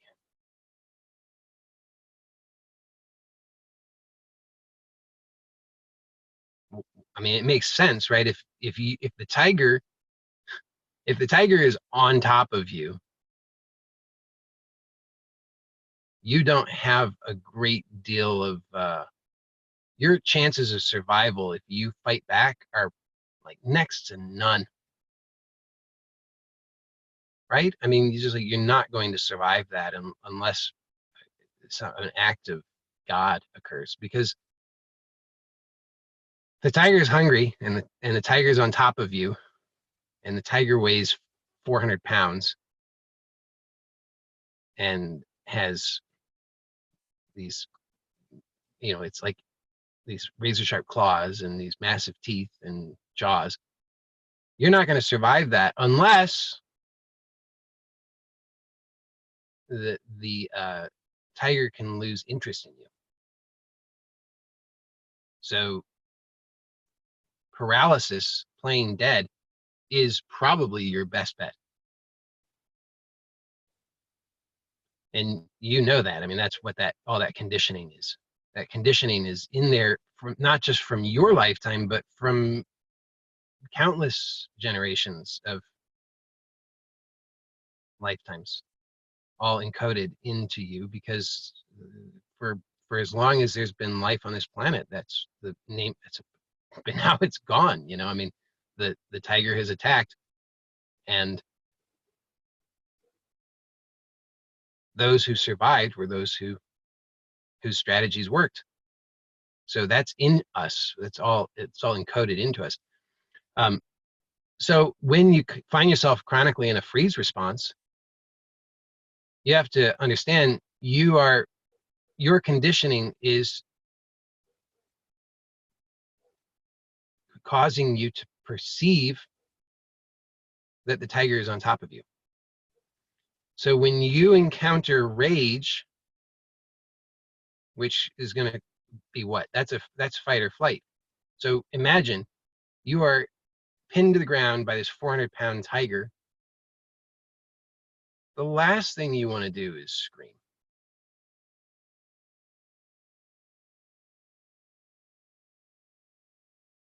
So if you experience anger, you're going to say, "Oh, no, no, no, no. I don't want any anger. Anger is going to kill me."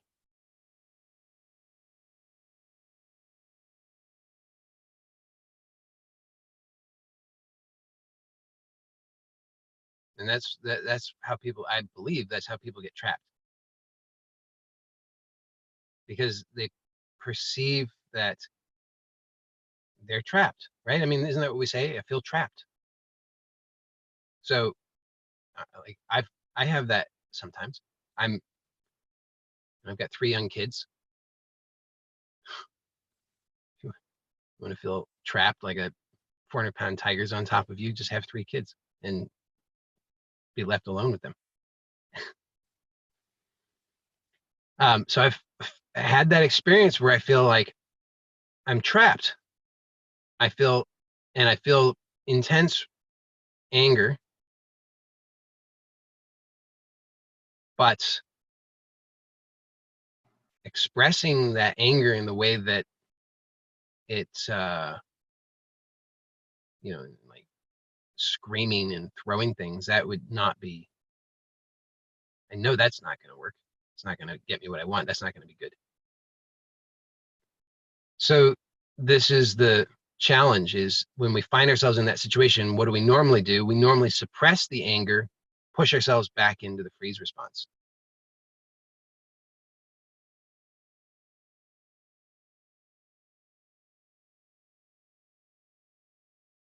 So if you experience anger or rage, if you often experience a freeze response, and then you find that you're experiencing rage or anger or just irritation, then just notice what you're doing then, because I think that's the most valuable thing, is you notice that when you encounter anger, what do you do? And you'll see that what you do is actually keeping you stuck in the freeze response. And that the anger or the rage, again, so there's the story about it, and that story about it plays a big role in how we then suppress it. So the story is, oh, this is bad, and I know what I've done in the past, and that didn't work out, and I got hurt. Because we all had experiences of that. I mean, all of us at some point in our lives, we had experiences of we acted out the anger and we got hurt. So we learned, don't do that. But what we haven't been doing is looking at what is it actually, and does it actually need to be acted out? This is the important thing, and this is where the presence is so important, because if we actually just observe, we'll notice that what's actually happening, this experience that we're calling anger, is actually something that we're doing. And so it comes back to the same thing that I talked about earlier, the difference, the important distinction between inhibition and restraint. So we keep ourselves stuck by using restraint. So we experience what we would call anger. It's not really anger, but what we would call anger. And then when we indulge the conditioning,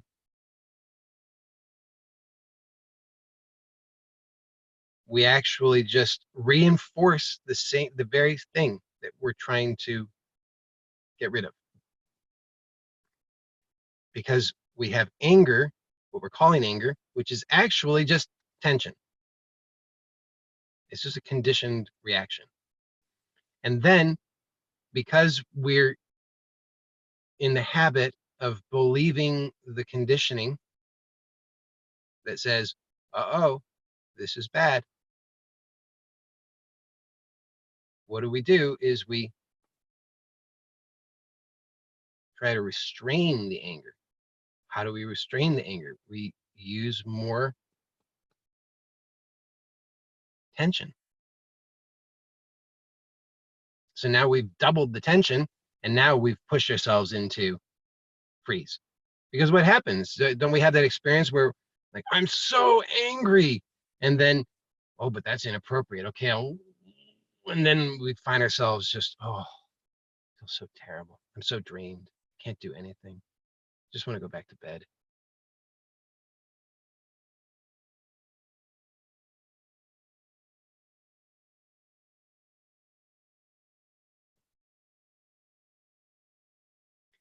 So when we actually look and see what's really happening, we can see that it's not what we think it is. It's just what it is. And what it actually is tension.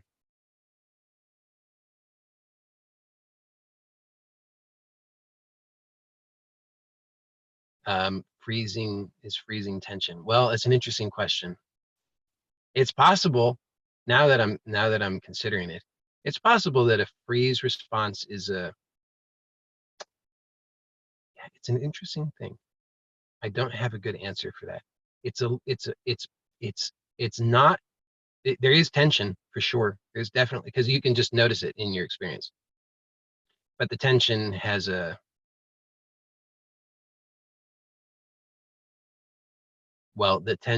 much more restrained quality to it. So I would say it's actually, it's more tension, but it's just more tension being used to restrain existing tension. That's based on my actual experience. if I was to give a speculative answer, it would actually be a different answer. But my actual experience, that's what I actually experienced.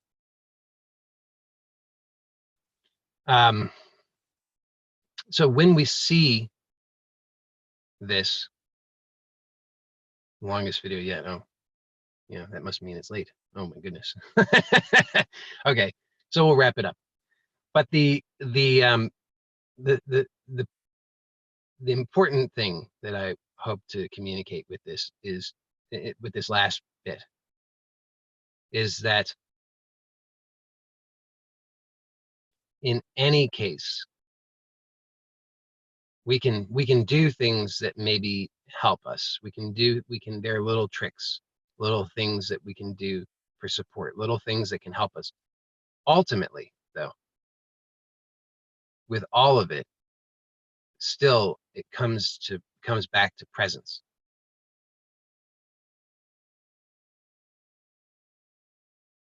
Because, and what I mean by that is just simply being aware of what is actually happening, not referring to the conditioned mind, not referring to the past, not referring to what we think about it. Because what we think about it will always be based on the past, which will always be, honestly, it's always going to be referencing the tigers of our lives and of all of the lives of everybody who's ever been, because that's the stuff that gets most strongly imprinted.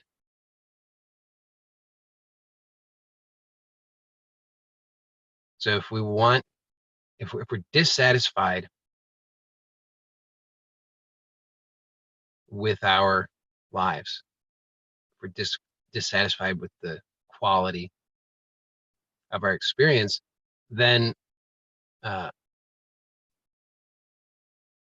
we owe it to ourselves to stop consulting all of that conditioning, because that conditioning is biased toward avoiding the negative. It's biased toward perceiving threats, because that's how we survived. But we don't need to continue doing that, because we don't trust that we're able to actually identify the real threats. And so we're always looking for all the secret hidden threats out there.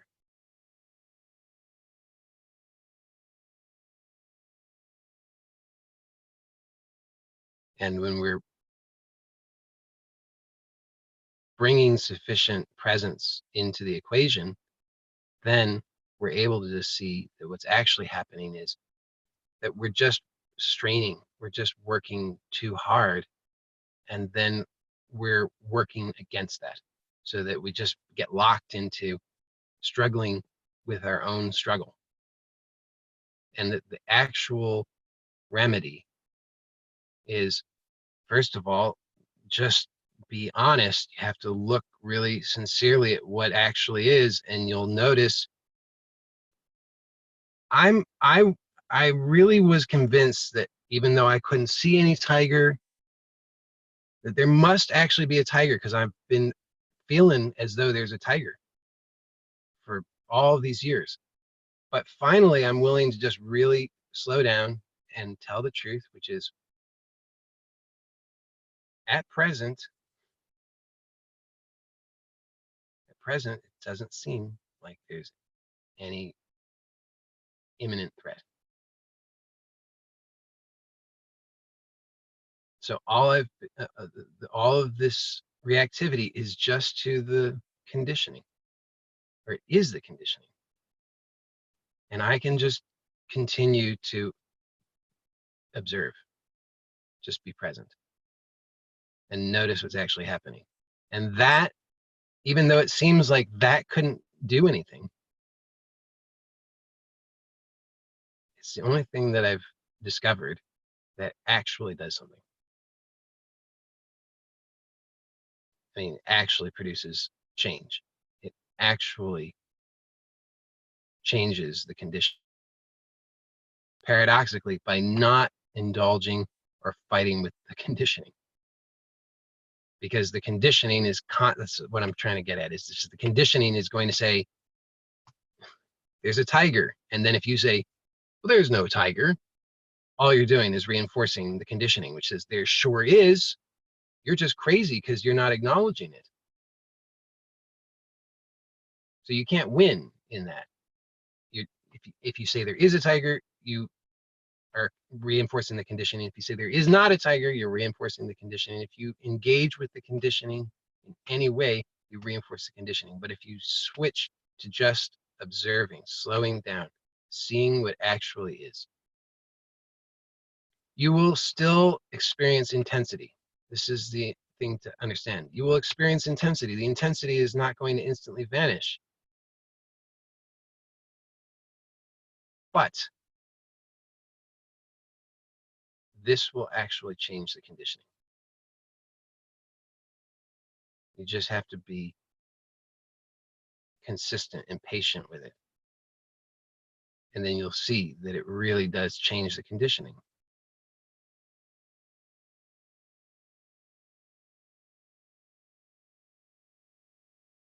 And now I'm going to go.